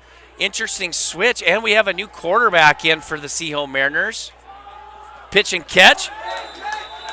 Number 7 for the Mariners with the catch. That's Luke Evans, and new quarterback is number 8, Jovan Senga, the senior. That's good for about 8 yards. Sehome's going to run quick. They're already up on the ball, trying to look to the sidelines to get the play call. 3-4 defense for the Pioneers. 3 defensive linemen, 4 into the linebacking core. Senga, the new quarterback for the Mariners, 1 for 1 on his first attempt. Second down, he takes the snap, shuffles off to his right. He's got a man over there. Caught, bobbled, dropped. Trying to see who that is. That's actually Carson Neff out there, the guy that was just playing quarterback. Nope, that's number 7, Luke Evans. 3rd and short. Let's see what Sehome does. Coming out, throwing the ball on the first 2 plays. 3rd and really short. I mean, we're talking maybe a foot, and that's a high snap. And he didn't get it. Oh, what a that's a bad play right there. Nooksack Valley recovers the fumble on the Sehome 2-yard line. High snap. That's been a problem all game for the Mariners. Senga couldn't hold the ball on the ground, and Nooksack came, and this is the turning point of the game right here. Nooksack Valley knocking on the door after the turnover. Ball on the 3rd-yard line to Sehome. Here comes Brown. The Nooksack Valley student body went excited on that for the recovery on the fumble. Brown hitching his giddy up. I'm telling you, there's something not right. 2 wide receivers out. Silva right on the right-hand side of Brown. Sehome showing blitz. High snap. Sehome coming. Stiff arm and a fumble. But Brown right back in him. What is going on with the snaps right now? We got high snaps on both sides of the ball. There was room over there for Brown if he got a good snap. Showing his hands in frustration to Coach Bartle. The former quarterback himself, quarterback the Sehome Mariners in the early 90s under head coach Berger Solberg, the legendary coach up at Sehome, who was also a Mount Baker grad, who was a quarterback for my dad when my dad played at Mount Baker. How about that? Silva behind. This is what we call a dot formation. Brown taking the snap. Again, up a little bit. Right up the middle. Meet Mr. Ortega right there, I believe. Mr. Silva. That's a massive mismatch, but Silva did not go down. That's going to bring up 3rd down and goal from the 11-yard line, almost 12-yard line. Looks like they mark it at the 11. Nooksack cannot get a first down, but they can score a touchdown.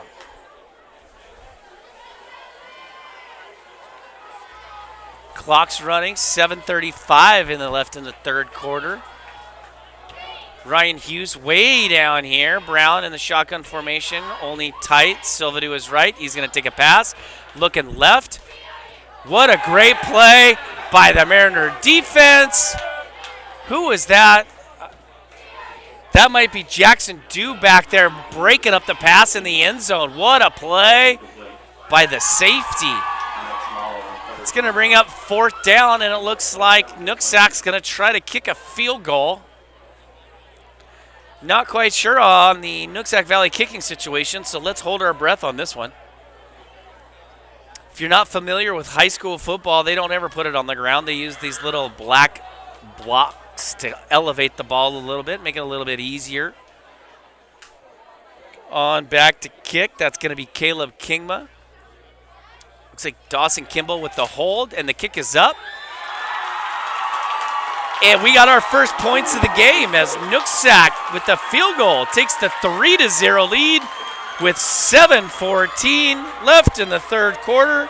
We got our first score of the high school football season, and it's on a field goal.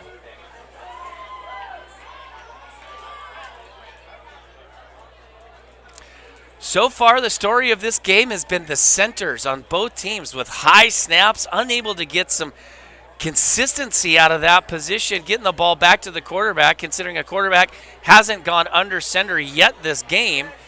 We got high snaps. We've got a lot of fumbles. I think that's either we've had 5 or 6 fumbles already in the game for both teams combined. Something that coaches are going to address in the practices this next coming week. I have a sneaking suspicion. Nooksack's going to take the north side of the field, kicking off to Sehome, going towards the on your left, the south side. Look at that sunset. Delicate shades of pink and blue above the trees, off to the west up here in the northwest corner. Max Mallow, Tommy Funk all the way back.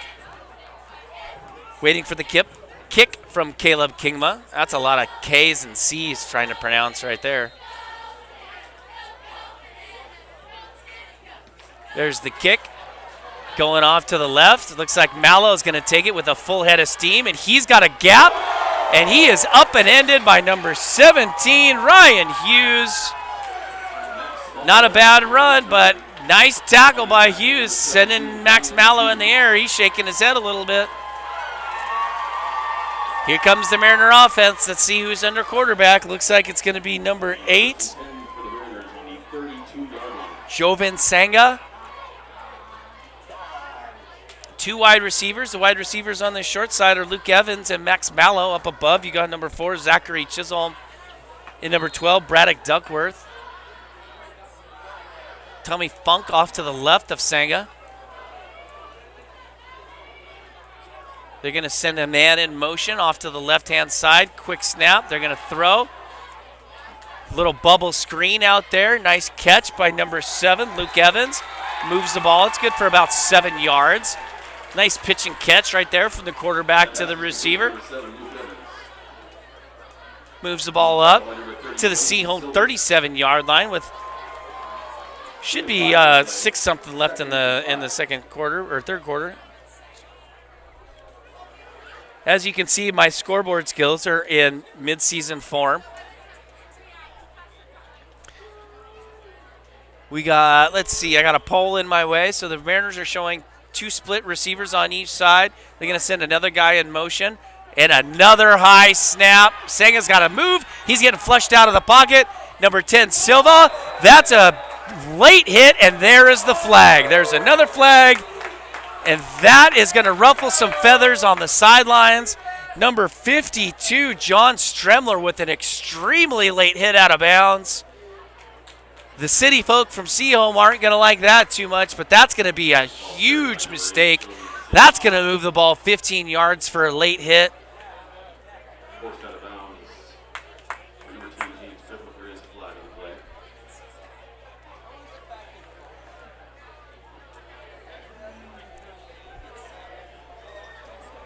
Waiting to see what the referees are going to do. I'm not quite sure what's taking so long over on the far sideline. Maybe I'm not. Yeah, here we go. We got a foul, personal foul on Nooksack. So that's going to move the ball 15 yards.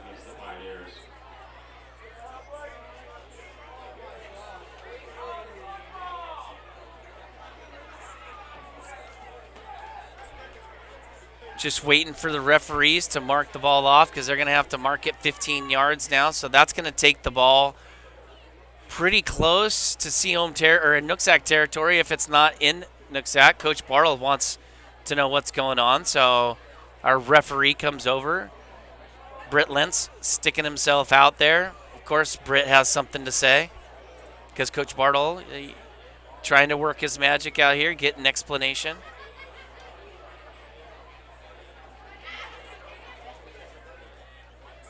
Did they excuse the player?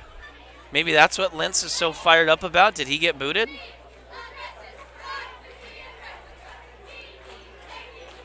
Marking the ball off. I'm not quite sure what's going on and what got Coach Britt Lentz so fired up on the Nooksack Valley sidelines, but Coach Bartle's staying true to form, staying in character. He's got the Nick Saban khakis on.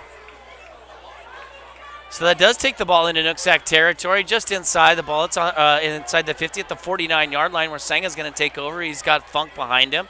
3 wide receivers here on the near side. Mallow is back on the solo island on the short side of the field up top on the west side. They're going to roll out Sanga. They're going to pass. That's a dime to number 7, Big play right there. Nice play by the Mariners. That's Luke Evans. Senga with a great throw. Rolling to his right, throwing to his right. Nice tight spiral. Nice zip on the ball. Good throw. He's a senior. There were some question marks at quarterback for Sehome this year after the departure of Kaepernick, the strong-armed left-hander who had been the quarterback for the Mariners the last couple years. Clock stopped, 6:09 with the first down. Sehome looking for the play. Sehome's trying to figure out what they're going to do.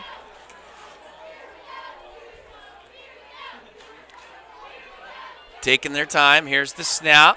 Shotgun. Big throw across the formation.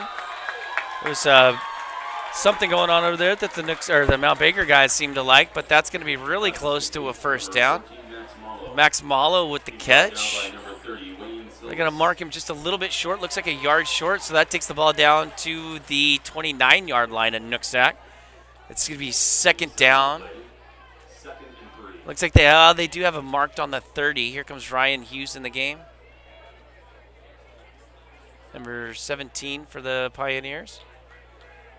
Colton Lentz is the deep safety, trying to coordinate everything on the back end. Number 30, Wayne Silva's in there. We got a guy in motion for Sehome. That's number 7. That's going to be Luke Evans. Funk on the other side now of Senga.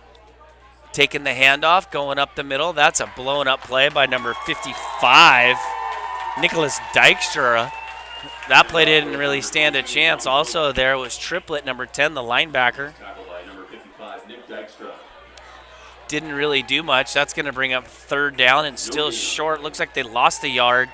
Third and two. Still easy opportunity, not easy opportunity, but he got short yardage here for the Mariners with 3 wide receivers here.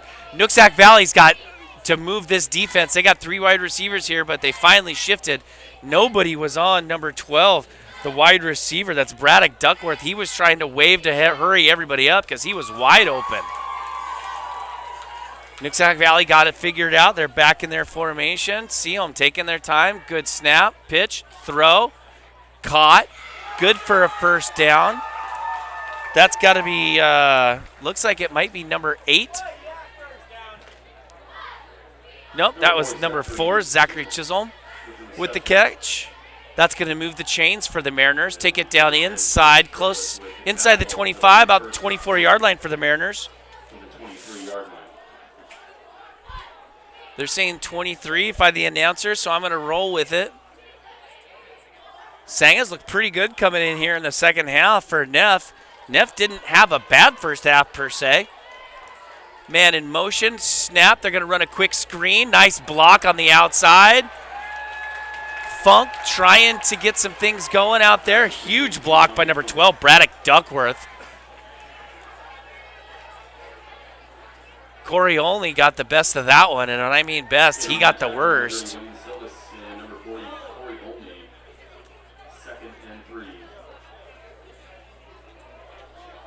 Clock still running. Shit.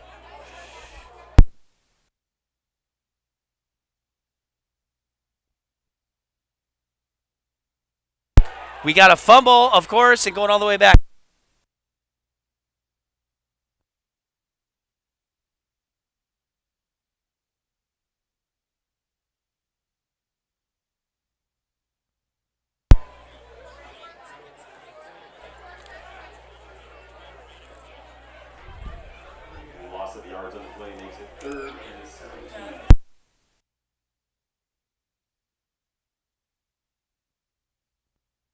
Senga throwing off to the left. Shimmy, shake, and move. There's a nice play, getting it all the way down, close to a first down. Pass complete to number 12, Braddock Duckworth. Number 6, Caleb Kinglow with the tackle. Also involved is Wayne Silvis. Bear with us. The 4th and 2.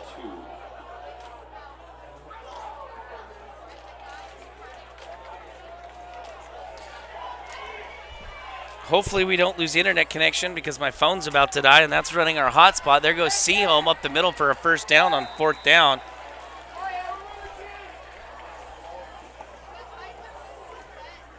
Ball carried by number 22, Tommy Funk. Tackled by number Normally I have a spare cord with me to make sure that everything is plugged in. Everything else is plugged in, but the phone. Timeout from Nooksack Valley. Timeout for Nooksack. Hopefully we don't lose you guys. If we do, we'll be right back. I have all these high school football players here that can move fast, and I sent a 75-year-old to go to my truck to get the charger. See how that works.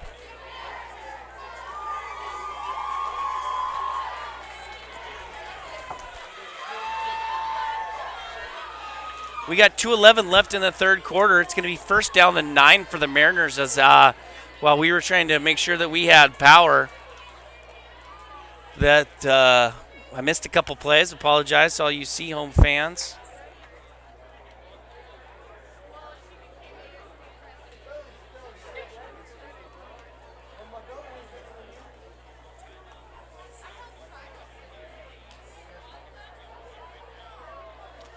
Coming out of the timeout, Sehome Mariners have the ball deep inside the red zone. Or not deep, but they are in the red zone of Nooksack Valley. First and 9. Somebody took the handoff up the middle for Sehome, but it's going to be kind of hard to see the numbers out there.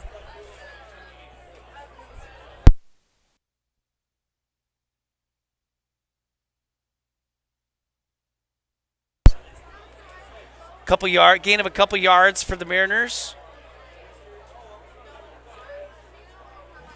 Who is that on Sehome? It's really hard to see from this distance, but you got a man in motion. Nope, that's Neff. He's got a man wide open in the end zone. Underthrown again, and another interception in the end zone for Sehome. That's number 9, the freshman, Colton Lentz. That's 2 freshmen with 2 interceptions for the Pioneer defense. Intercepted by number 9, Colton Lentz. Interesting call by the Sehome coaching staff to use Senga all the way to march him down. They switch quarterbacks, give it to Neff, and Neff throws another interception. Huge play by the Pioneer defense.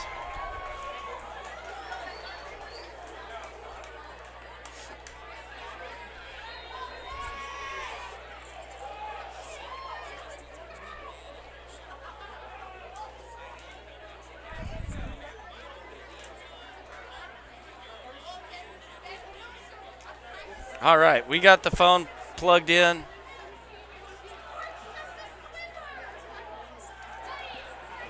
Oh. Silva with the short carry for the Mariners.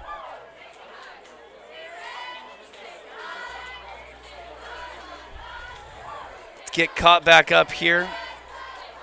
Number 54, Hayden Huntley on the tackle. Clock's running. Couldn't be a live broadcast without a couple snafus, folks. But we're back. We got all plugged in, and we're good to go. With under a minute left to go in the third quarter, Nooksack up 3-0 on Sehome. Sehome just threw an interception in the end zone. Brown on the move. He's got a guy deep, huge completion. That's number 17. That's got to be Ryan Hughes. Brown to Hughes. Massive yards.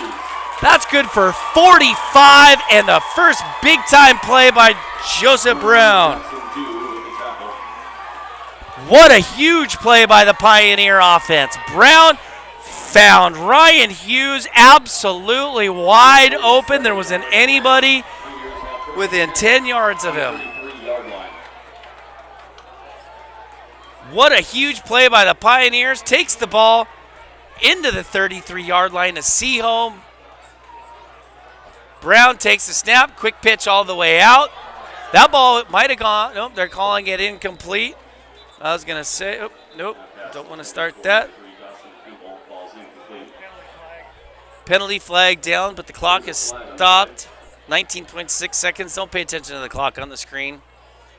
I'm struggling in that department, which means I'm in mid-season form. Let's see what the penalty is. The referees are right behind the pole here. Sehome's got their hands on their hips. Let's see what the call is by Mr. Referee. Nope, no penalty flag. He's going to wave it off. First and 10 for the Pioneers. The ball is going to be marked at the Sehome 37-yard line. They're saying second and 10. 19.6 seconds left on the game clock on the south side of the field. So we're going to go off that clock instead of the one that's showing on your screen. Brown, he's got Silva off to his right. They're going to pull two people. They're going to fake. He had a guy open. That was number 6, Caleb Kingma, but he missed through. Tried to hit him on the outside, but just barely missed. That's an incomplete pass. That's going to be a 3rd down and 10.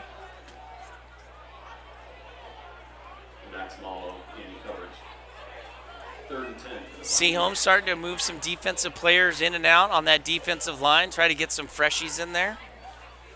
You got big number 72 out there for Sehome, Habib Bello. Called his name a bunch in the first half. Gavin Ortega, of course, we've called his name.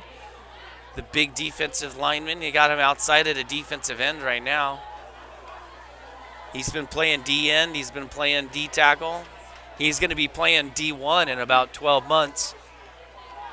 Brown, shotgun formation, 2 even receivers. He's going to keep the ball. He's going to run it out, but he doesn't look right. You can see he was taken out by number 23 from Sehome. That's Aiden Jacobs. It's going to give him a few yards. They're going to give him looks like about 6 or 7. That's going to do it for the end of the 3rd quarter. Nooksack Valley up 3-0 over Sehome as we start the 4th. Interesting play call, trying to get Brown out considering he's been limping.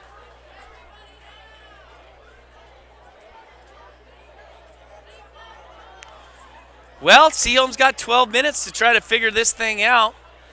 Nooksack Valley's on the march, getting deep into their zone. It's going to be 4th down and 5 from the Sehome 27-yard line.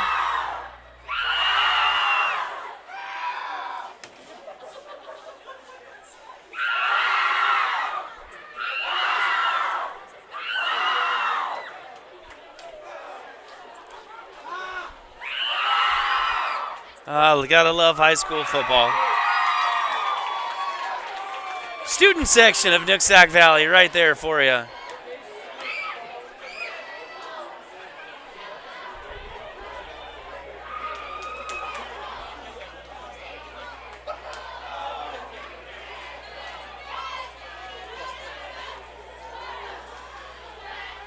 As we start the 4th quarter, Nooksack Valley is marching off a huge pass play from Joseph Brown, connecting with Ryan Hughes there at the final moments of the 3rd quarter. A gain of about 45 yards, which got the Pioneers out of some problems in their own zone. Now they're marching, but they got a 4th and 5. And the final frame of the opening game here of Whatcom County football, WhatcomCountySports.com, first game of the week. Brown, flanked by Silva, off onto his right. Squats, takes the snap. He's going to move to his right. He's looking deep in battle. Oh, that's a good play. Oh, they're going to call pass interference. Whew. Well, that's a ball up for Dawson Kimball. It's going to be kind of interesting to see why they called pass interference, because the defensive back was actually in pretty good position. They were both battling. I think that's one where you're going to have to eat that if you're the referees. They pick this up. No, they're not going to pick it up, but that's going to give Nooksack Valley a 1st down.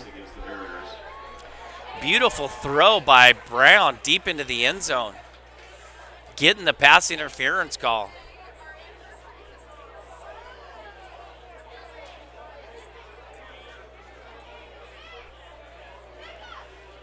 WhatcomCountySports.com game of the week brought to you by Training Grounds, a premier training facility in Bellingham. Pioneers will have 1st and 10 on the 14-yard line. 1st and 10 for the Pioneers on the 14-yard line. Brown at quarterback, Silva off to his left. 4 wide receivers on the field. They're going to take a look and see what Coach Bartle wants. He's going to change the play. Kingma and Kimball on the short side. Silva's going to move into a dot formation. I bet you they run the ball. Run right up the middle, and that's going to be good for almost no gain.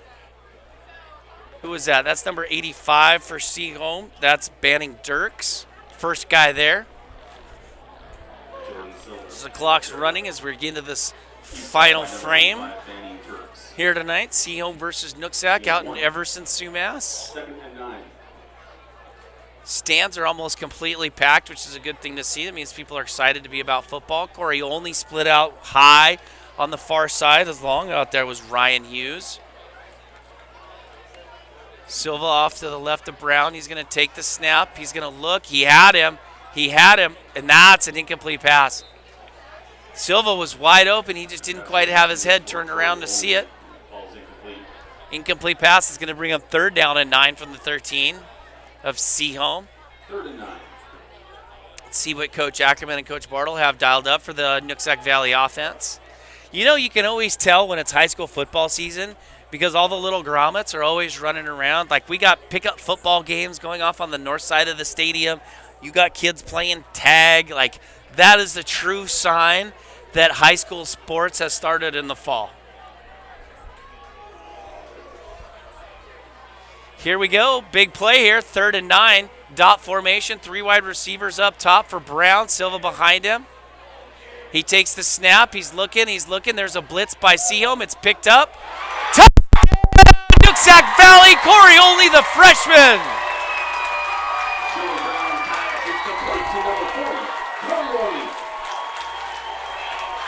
Nice job of shifting the feet by Brown.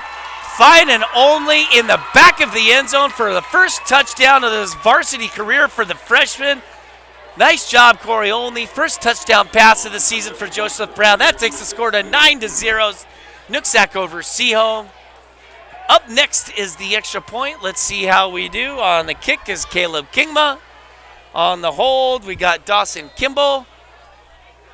If I can see who the snapper is, we're going to give him some love too.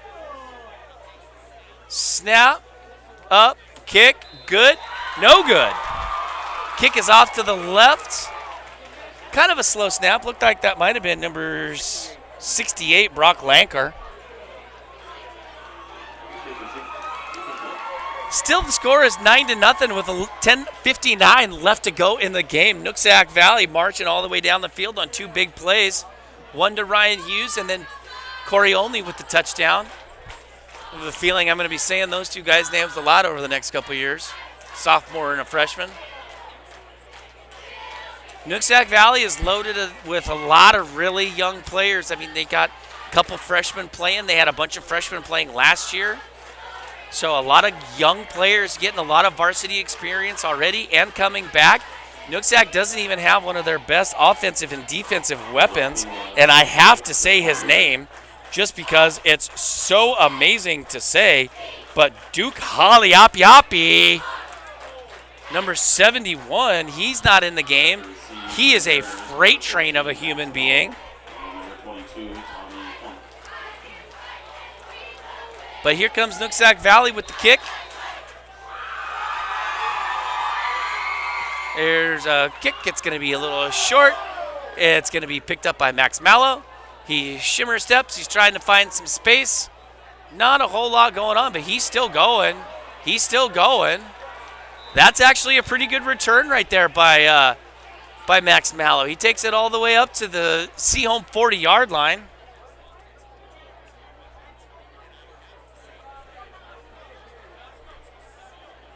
.10:49 left to go in the game. Sehome's got to get something going. They've marched the ball multiple occasions and gotten down into the red zone. But Neff, the quarterback, has thrown 2 interceptions in the end zone, both to freshmen only and Lentz. They got Shanga back in the quarterback position. Let's see if they pull him out in the red zone again, too.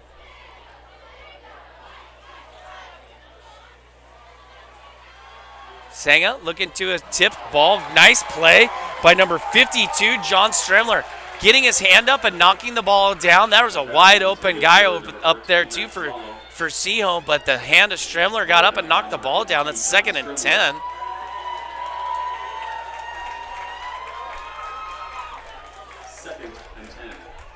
Want to thank one of our other sponsors, Outer Isle Gourmet. If you're into the cauliflower pizza crust and tortilla shells, trust me, Outer Isle Gourmet is the way to go. You'll find it in your local grocers. Here's the snap. Sanga is looking out on a rope to number 4. He's got 3 purple shirts out there, which means he's not going to go very far. Zachary Chisholm on the catch. Man, that Nooksack sideline is fired up. First person out there is going to be Dawson Kimball. He was out there. Jordan Silva was in there. Kingman was in there. Number 10, Triplett was in there. Haven't called his name in a while. Triplett, the feisty linebacker. Here comes Sehome, 3rd and 9. They need to make something happen here because the momentum has swung all the way to the purple. Sanga, shotgun formation, 3 on the far side, 1 down below. That's Max Mallow. Sanga with the clap and the snap. He's going to roll out. He's going to roll out. And the guy cut off his route. That's number 12.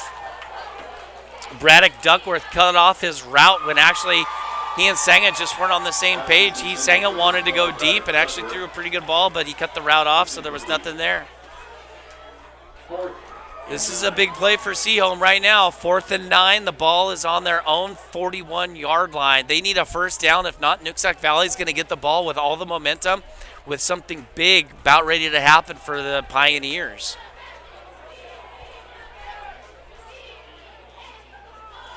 Sanga looking off to the sideline, trying to get the play. He's ready. He's going to clap, take a snap. Nooksack blitz, picked up by Sehome.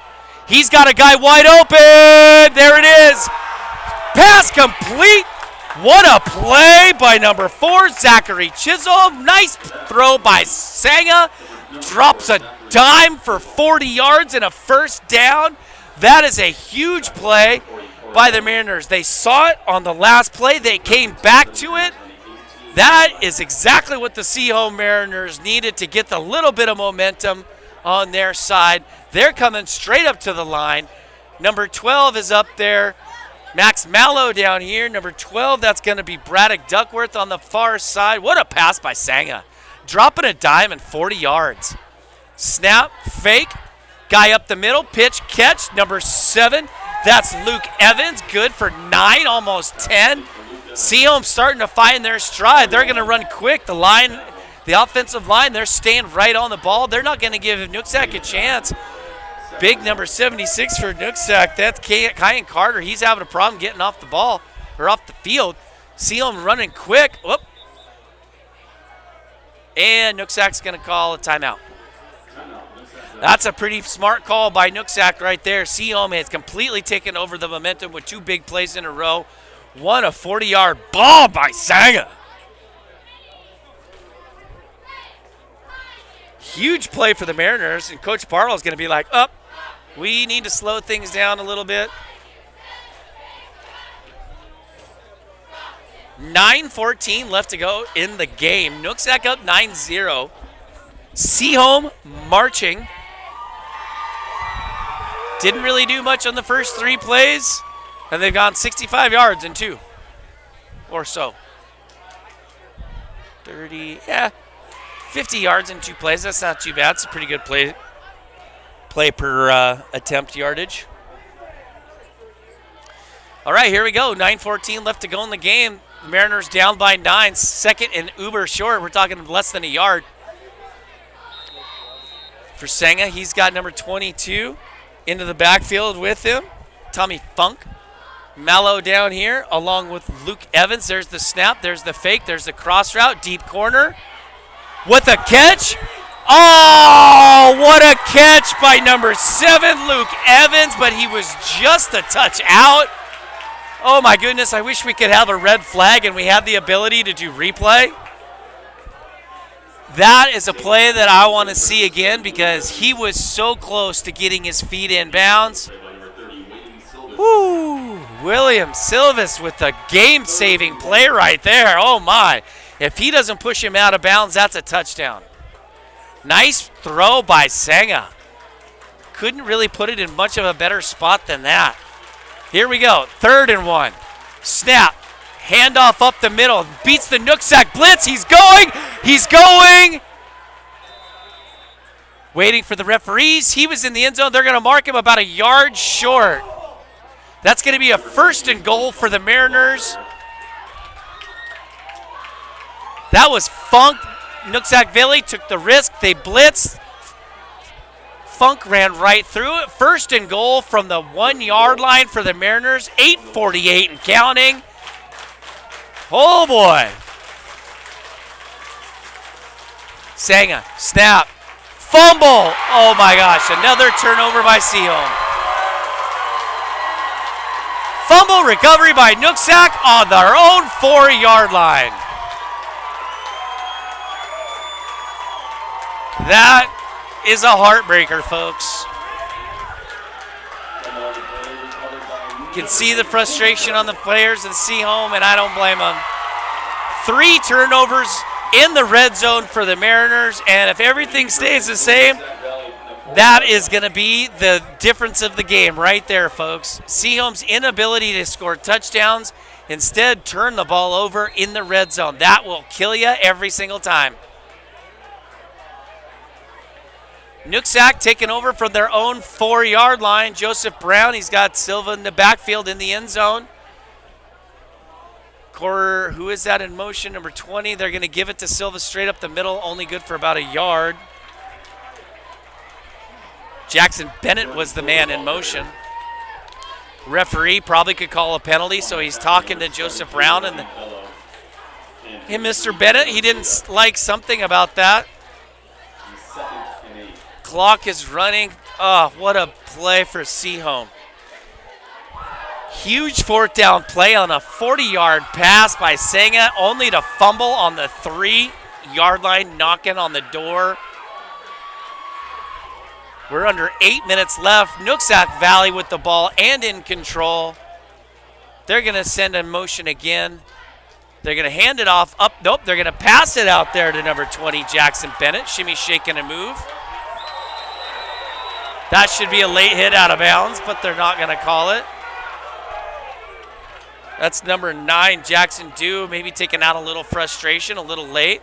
Coach Bartle's got the headset off. You know that's not a good sign. That pass is complete to number 20, Jackson Bennett. Sehome switching out some linemen. Out goes Bello. In comes number 76, Nathan Isis. That's what I'm going to say. Isis, hopefully I say that right. 1st down for the Pioneers. They're out of some trouble. They had the ball on the 3. Now they're on the 22-yard line as the clock is stopped. 7:43 left to go into the game. Brown, Silva into the backfield with another high snap. Brown goes nowhere, and he's taken down by Ortega and big number 70, John Dawson. Clock's going to keep running. That's going to be a loss of about 4. That's going to bring up 2nd down, move the ball back inside the 20, down to the Nooksack Valley 19. This has been a pretty fun game to watch for the first game of the season. Hope you guys are enjoying it. Sehome at Nooksack Valley. Going to be the only game that we broadcast this weekend, thanks to the Bellingham School District. There's a snap to Brown. He's got a guy. There's hand in hand. They're just battling. Nope, don't. Yeah, that's a good job by the referee. They were stride and stride. That's Dawson Kimball. That's number 4, Zachary Chisholm for Sehome. Nice defense. Games tomorrow of note: Everett at Bellingham, Linden Christian at Squalica. Mount Baker travels down south to face Life Christian Academy at Mount Tahoma Stadium. Linden starts their season with Hawkinson at home in Linden. Lummi Nation football team has a home game on Friday as well. 6:53 left to go into the game. Brown takes the snap, drops back, looking deep, sidestep. He's got all day. Nice patience, nice catch by Dawson Kimball. Max Mallow on the play, but he's going to be short. It's going to be 4th down.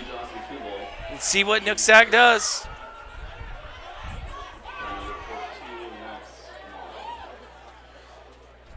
Fourth down, going to be 4 yards.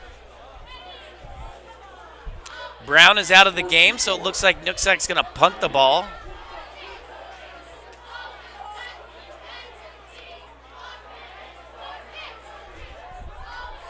Back to the kick is Caleb Kingma. Brock Lanker with the snap. Let's see it. Nope. Coach Bartle just called the timeout. He is not happy. And he is not happy at number 5, Damon Perez.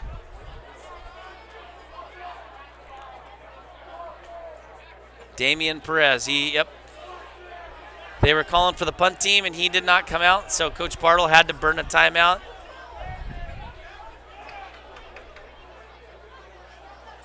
There's a lot of people that weren't out on the field for Nooksack right there. It's a good thing Coach Bartle called a timeout. That could have been some trouble.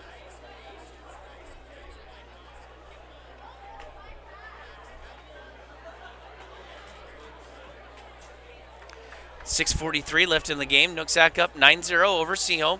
Nooksack with the ball on their own 29-yard line, but it's 4th down, so they're in punt formation.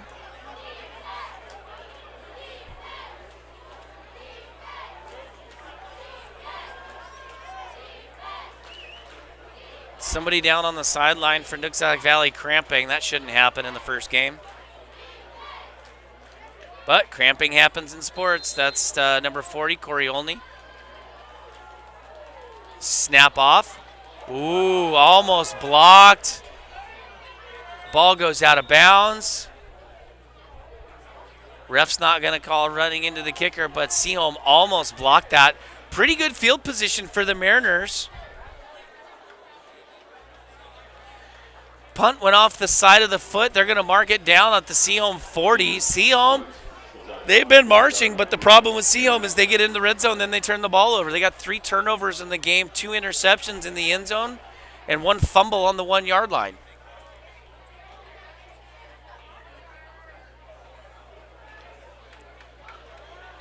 Sehome looked really good on that last drive if you take out the fumble. Let's see what Senga has in store. They got 5 wide receivers now for the Mariners. Senga's all by himself.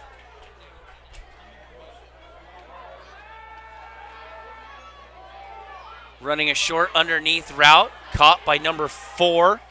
It's going to be Zachary Chisholm. He's going to shake and bake, good for about 6. Really plenty of time for Sehome. I mean, there's still 6:20 left in the game.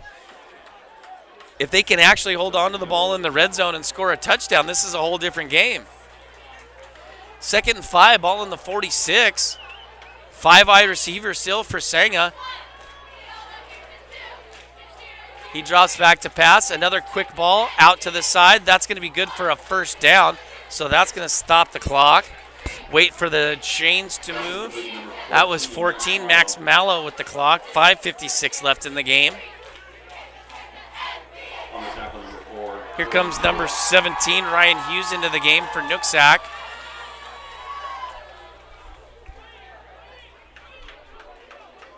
Sehome, if they ran a play right now, they'd have too many men now. Nooksack is a little off center. Massive mismatch. They throw it inside to number 4 for a big gain.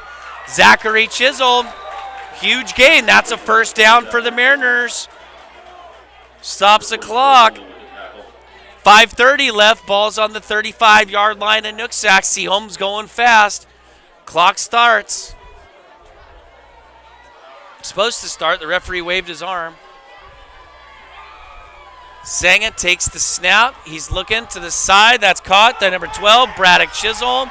Good for about 6 or 7. Sehome coming up on the ball, moving quick. We're coming on 5 minutes left in the game. Sehome's ready to go. Nooksack Valley getting tired. Sehome's running quick. Senga looking good on this drive, needs to speed it up. He's got some good things going. There's a good snap. Blitz by Nooksack Valley. Senga moving around. He's got a guy wide open. Up, he was out of bounds and back inside. But, man, he had Carson Neff wide open, and he couldn't see him. Coach Bartle is pissed at the guys on the sideline. That's Duke Hala Api Api. Threw a flag. Who did? Refs threw a flag. There's a flag down that I didn't see that Matt's telling me about. Maybe that's why Coach Bartle is so mad. Receiver stepped out of bounds and came back in and touched the ball. Should be a penalty if the receiver's the first one to touch the ball after being out of bounds and coming back in bounds. You're not really allowed to do that.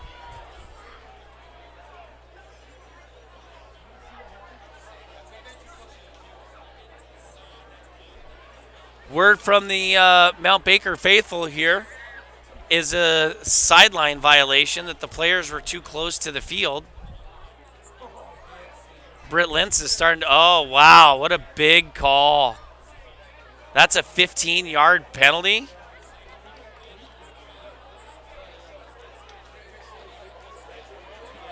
Penalty is unsportsmanlike conduct against the Pioneers. So they're calling it unsportsmanlike conduct on Nooksack because as a ref was coming down the sideline, somebody that's not even dressed got into the referee's way.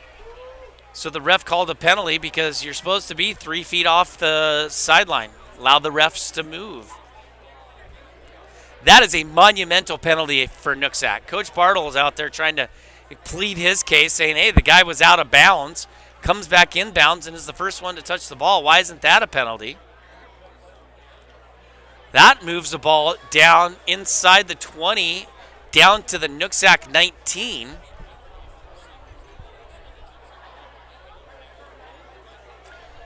Referees having a little discussion, trying to figure out what's going on.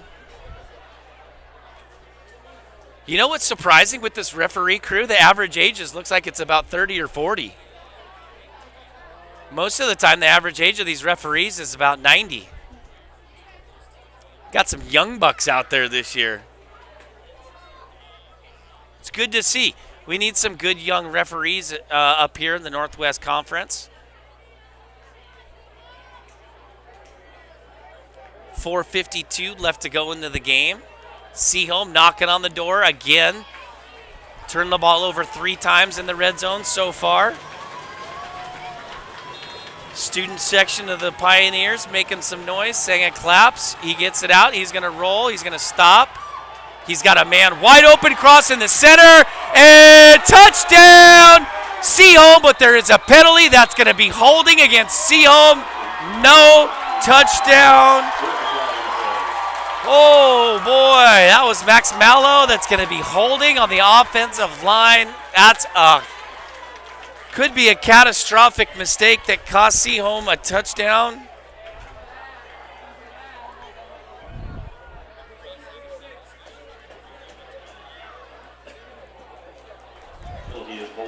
Oh, that moves the ball all the way back for Sehome. Tackle on that far side. As Sangit went to go roll out, there was a defender right there for Nooksack, and he had no choice but to hold him. That takes the ball out from a touchdown all the way out to the 30-yard line. Wow. What a play. 1st and 25 for the Mariners. They can get a first down without getting a touchdown. Big throw across the field. Nice, sure tackle by number 3 out there. That's Dawson Kimball. Under 4:30 left to go in the game. Sehome trying to run quick. Again, 3 turnovers in the red zone, and they just had a penalty calling back a touchdown. Clock's ticking. Sanga looking. Drop back. He's going to throw off to the right side. He's got to get out of bounds. Referee sees that. It's going to stop the clock at 4:04. The ball is going to be marked at the 17-yard line of the Pioneers. Senga's trying to look deep, but there's great coverage by this freshman secondary. Lentz and Corey Olney and the playing the 2 safety positions. Sanga, shotgun, 5 wide receivers. He takes the snap. Nooksack blitzes, and he's going to be taken down for no gain. That's going to bring up 4th down, and this is going to be the ball game for the Sehome Mariners as they call a timeout. He's sacked in the backfield by number 6, Caleb Kingma. Number 6, Caleb Kingma on the sack right there. That stops the clock, but the timeout by Sehome at 3:49. They got 4th and 15, and this is going to be your ball game, folks. Mistakes have been costly for the Mariners tonight. In the first half, Neff threw 2 interceptions in the end zone. They marched down in the third quarter, knocking on the door. Fumbled the ball that Nooksack recovered on the 3-yard line, and then just a few moments ago, there was a huge play where Saga hits Max Mallow across the middle for a touchdown, but it was called back because of holding. So here we are, 4th and 15. Sehome has the ball on the Nooksack 20-yard line. 3:49 left to go. Score is 9-0 Nooksack. If Sehome wants a shot, they're going to have to score or get a first down.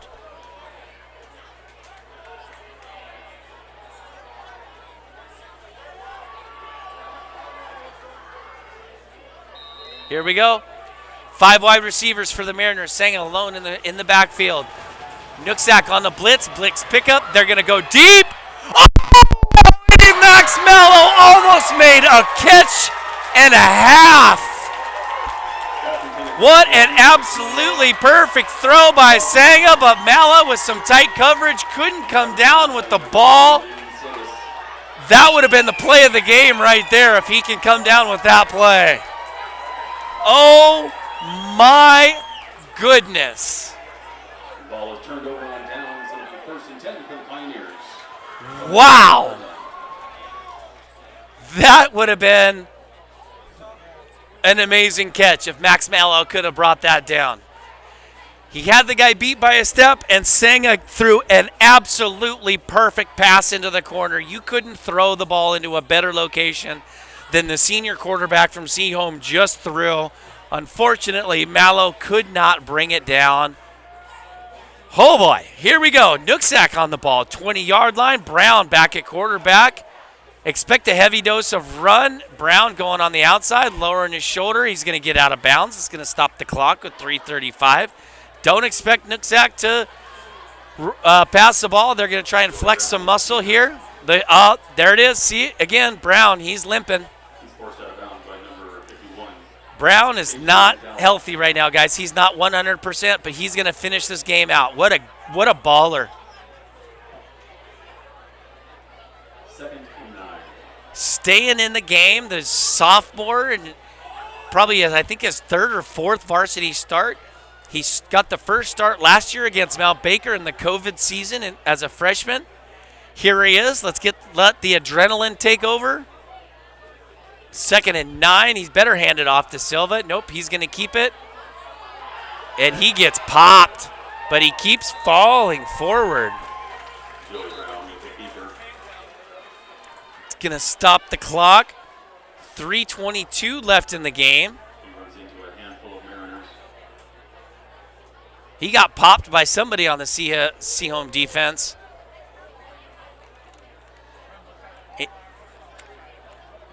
3rd and 5. Timeout, Sehome. Timeout. Brown struggling to walk to Coach Bartle right now. He can barely put any pressure on that right leg. That's his plant leg of his throw leg. Keep an eye on that, Nooksack Valley fans. Sehome calling in the timeout with 3:22 left. 3rd and 5. This is probably the 5th time I've said this in the last 5 minutes, but this could be the play of the game right here. Sehome gets a stop. They get the ball back. Plenty of time with this offense to score a touchdown. Brown, the quarterback from Nooksack, is not close to 100%. He's limping pretty good, folks. His left leg, I'm sorry, not his right. Here we go. I'm not sure why they're not giving a heavy dose of Silva, but they're going to throw the ball, and that's going to be knocked down. Pass is intended for number 6, Caleb Kingma. That brings up 4th down. Coverage on the play. Only took 5 seconds off the clock. Nice play by the Sehome defense. Brown limping off the field. Barely able to put any pressure on that left leg. He's going to suck it up, though, folks. He's going to play it out. The ever-dangerous Max Mallow back to receive the punt for Sehome with 3:17 left in the game. Max Mallow. And on to punt. Number 6, Caleb Kingma for the Pioneers. John Brown getting stretched out. Maybe he's just cramping. Kingma with a good snap, and he shanks it. That's not a good punt. Ball gets knocked down at the 40-yard line, and Nooksack with only 3:07 left in the game. Sehome in fantastic position.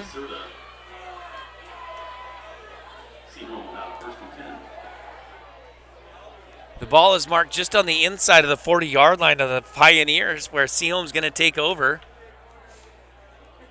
They're going to run 5 wide receivers. Max Mallow, the guy to keep an eye on, down below. You also got some guys up north. You got Zachary Chisholm, Luke Evans, and Braddock Duckworth.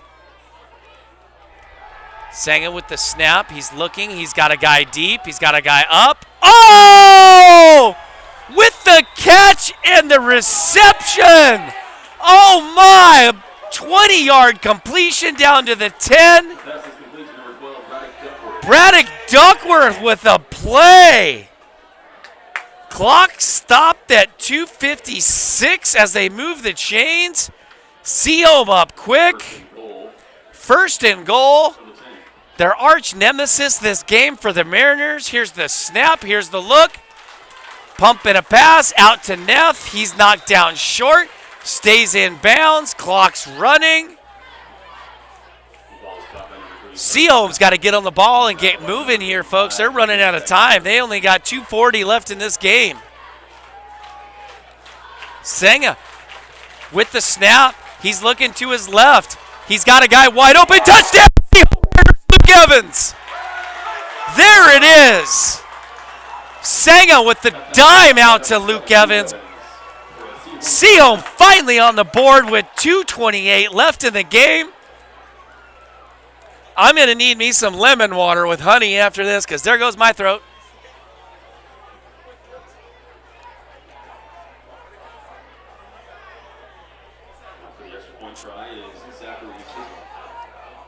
Zachary Chisholm for the kick. Who do we got? We got Carson Neff with the hold. Let's see if we can get a snap. Snap good, hold good, kick up, kick good. Woo-wee, folks, we got a doozy. Score is now 9-7. Nooksack over Sehome with only 2:27 left in the game. Let's see if Sehome goes for the onside kick. Quarterback Joseph Brown. I keep saying John, but I think Joseph Brown for the Pioneers. Hurt his leg. He's been limping the entire second half, and the limping is getting worse and worse. And that is actually really bad because the ref threw a ball across the field and hit another ref in the head.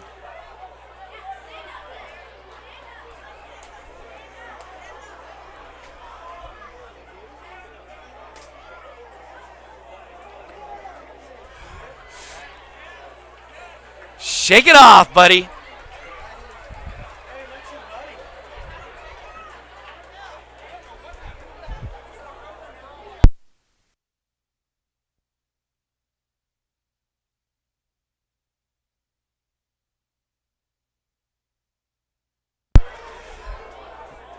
You don't see that every day, folks. All right, here we go. 2:27 left in the game. Nooksack is lined up as if Sehome is going to kick an onside kick, so they got their hands team out. They got a bunch of guys that probably play baseball. Here comes Sehome. Are they going to kick it deep or are they going to kick it onside?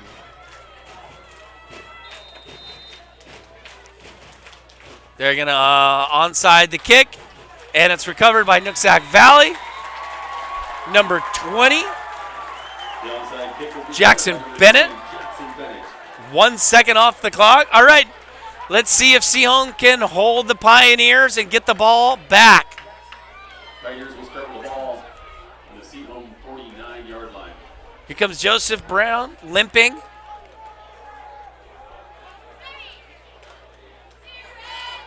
That's that left leg that he can't put much pressure on, but as a gamer, he's going to go out there.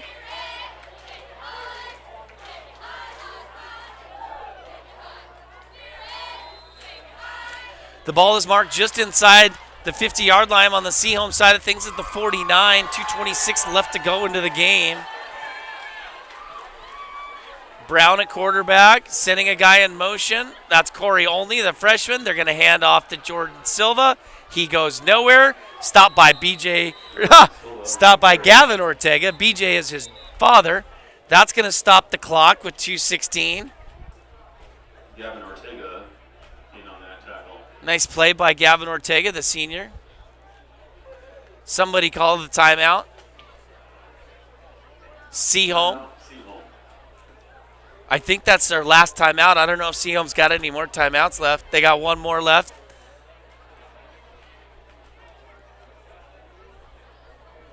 What a game to start the season. Didn't expect a low-scoring game with these two offenses, but both teams have made their fair share of first-game jitter mistakes.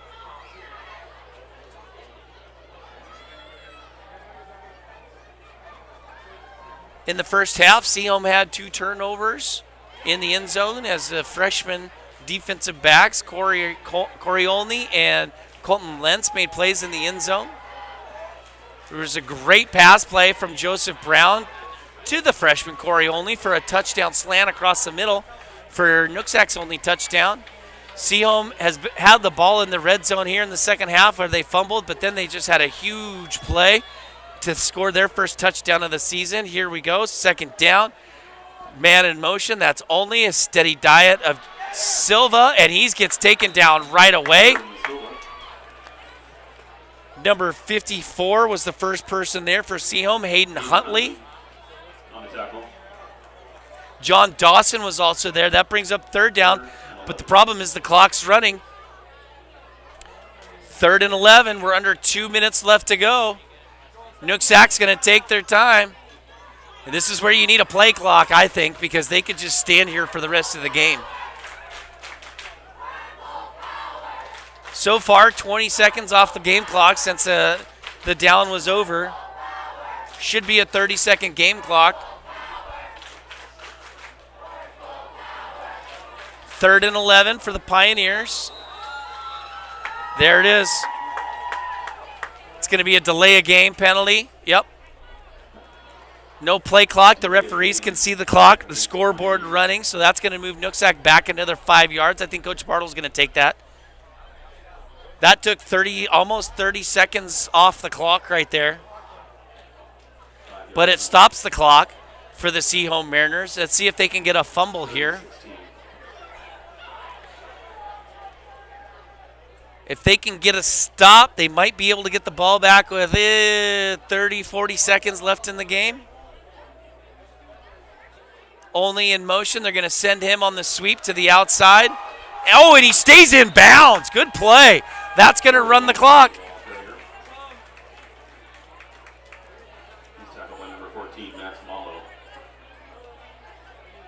Sehome should use their last time out here, but the clock's running. Not sure why they're not using that last time out. If they don't have it, clock's coming down. There's 60 seconds left in this game. I don't know why Sehome is not using their timeout here.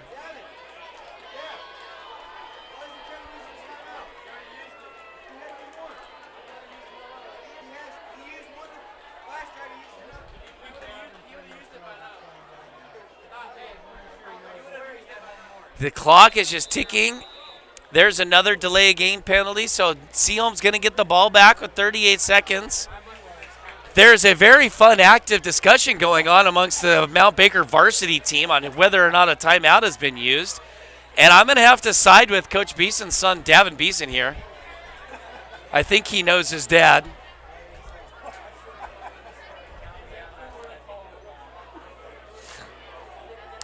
Okay, here we go, folks. You better buckle in for the last 38 seconds because this is going to be some fireworks. Nooksack Valley to punt. Low snap. Punt is away. Decent punt. Mallow on the run. Break and tackle. Get out of bounds. He does. And that stops the clock with just under 39 seconds. Or 30 seconds. 29.9 seconds on the game clock. Sehome gets the ball on their own 45-yard lines. They got 55 yards to go for the win. I didn't get a chance to see the kicker for Sehome go, but I'm assuming you're going to have to get to about the 20-yard line just to even have a shot at a game-winning field goal, if not even closer. Look for big number 12 at Sehome.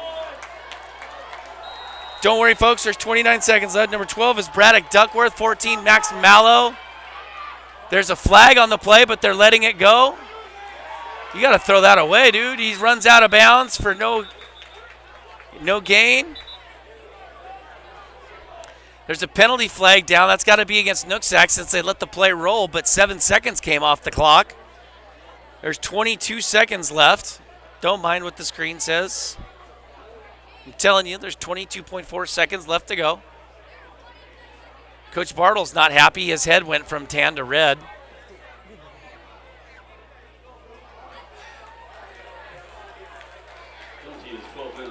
Oh, 12 men on the field for the Pioneers. No wonder why that was such a good defensive stance. Takes the ball up to the 50-yard line, but still that's 6.5 crucial seconds run off the clock.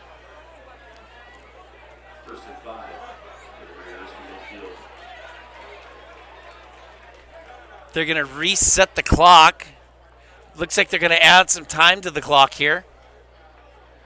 Oh, they added 6.5 seconds to the clock. Wow.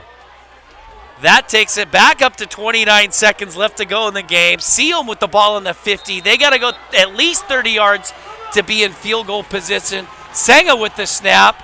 He's looking deep outside, and that's going to be incomplete. He had number 3, Neff, wide open down the seam. Couldn't see the other quarterback. Neff started at quarterback, now playing receiver. He was wide open down the seam, and Senga just couldn't see him. Trying to get the ball to the outside so they can get out of bounds to stop the clock, but a first down stops the clock. 24 seconds left. Senga with the snap. He's looking, ball thrown, first down, out of bounds, 38-yard line. Nice catch by number 12, Braddock Duckworth by the Mariners, first down. That stops the clock with 19 seconds. Ball's on the 37. Sehome's already up on the ball.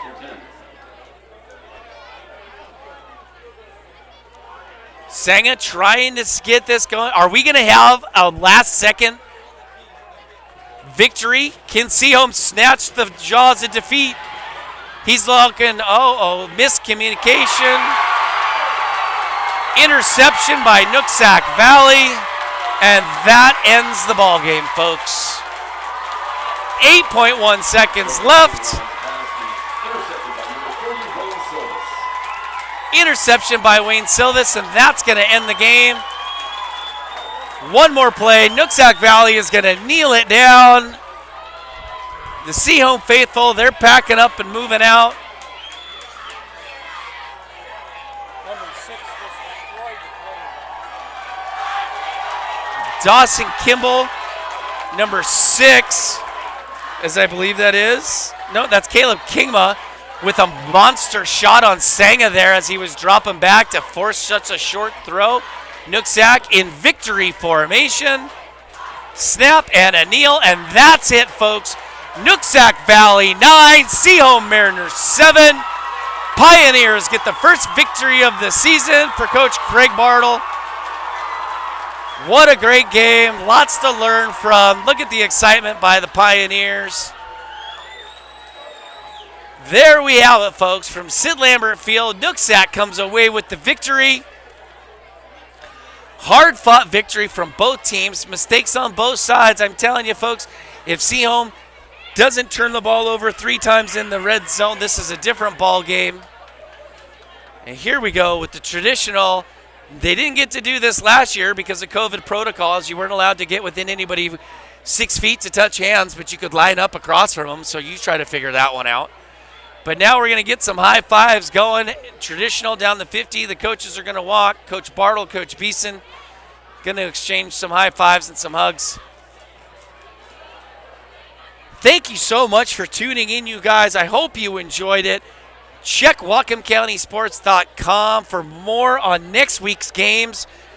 We have on the schedule that we're doing a doubleheader tomorrow, but we are not able to do that because of regulations and rules imposed on us by the Bellingham School District. So my dad and I, we're just going to hang out.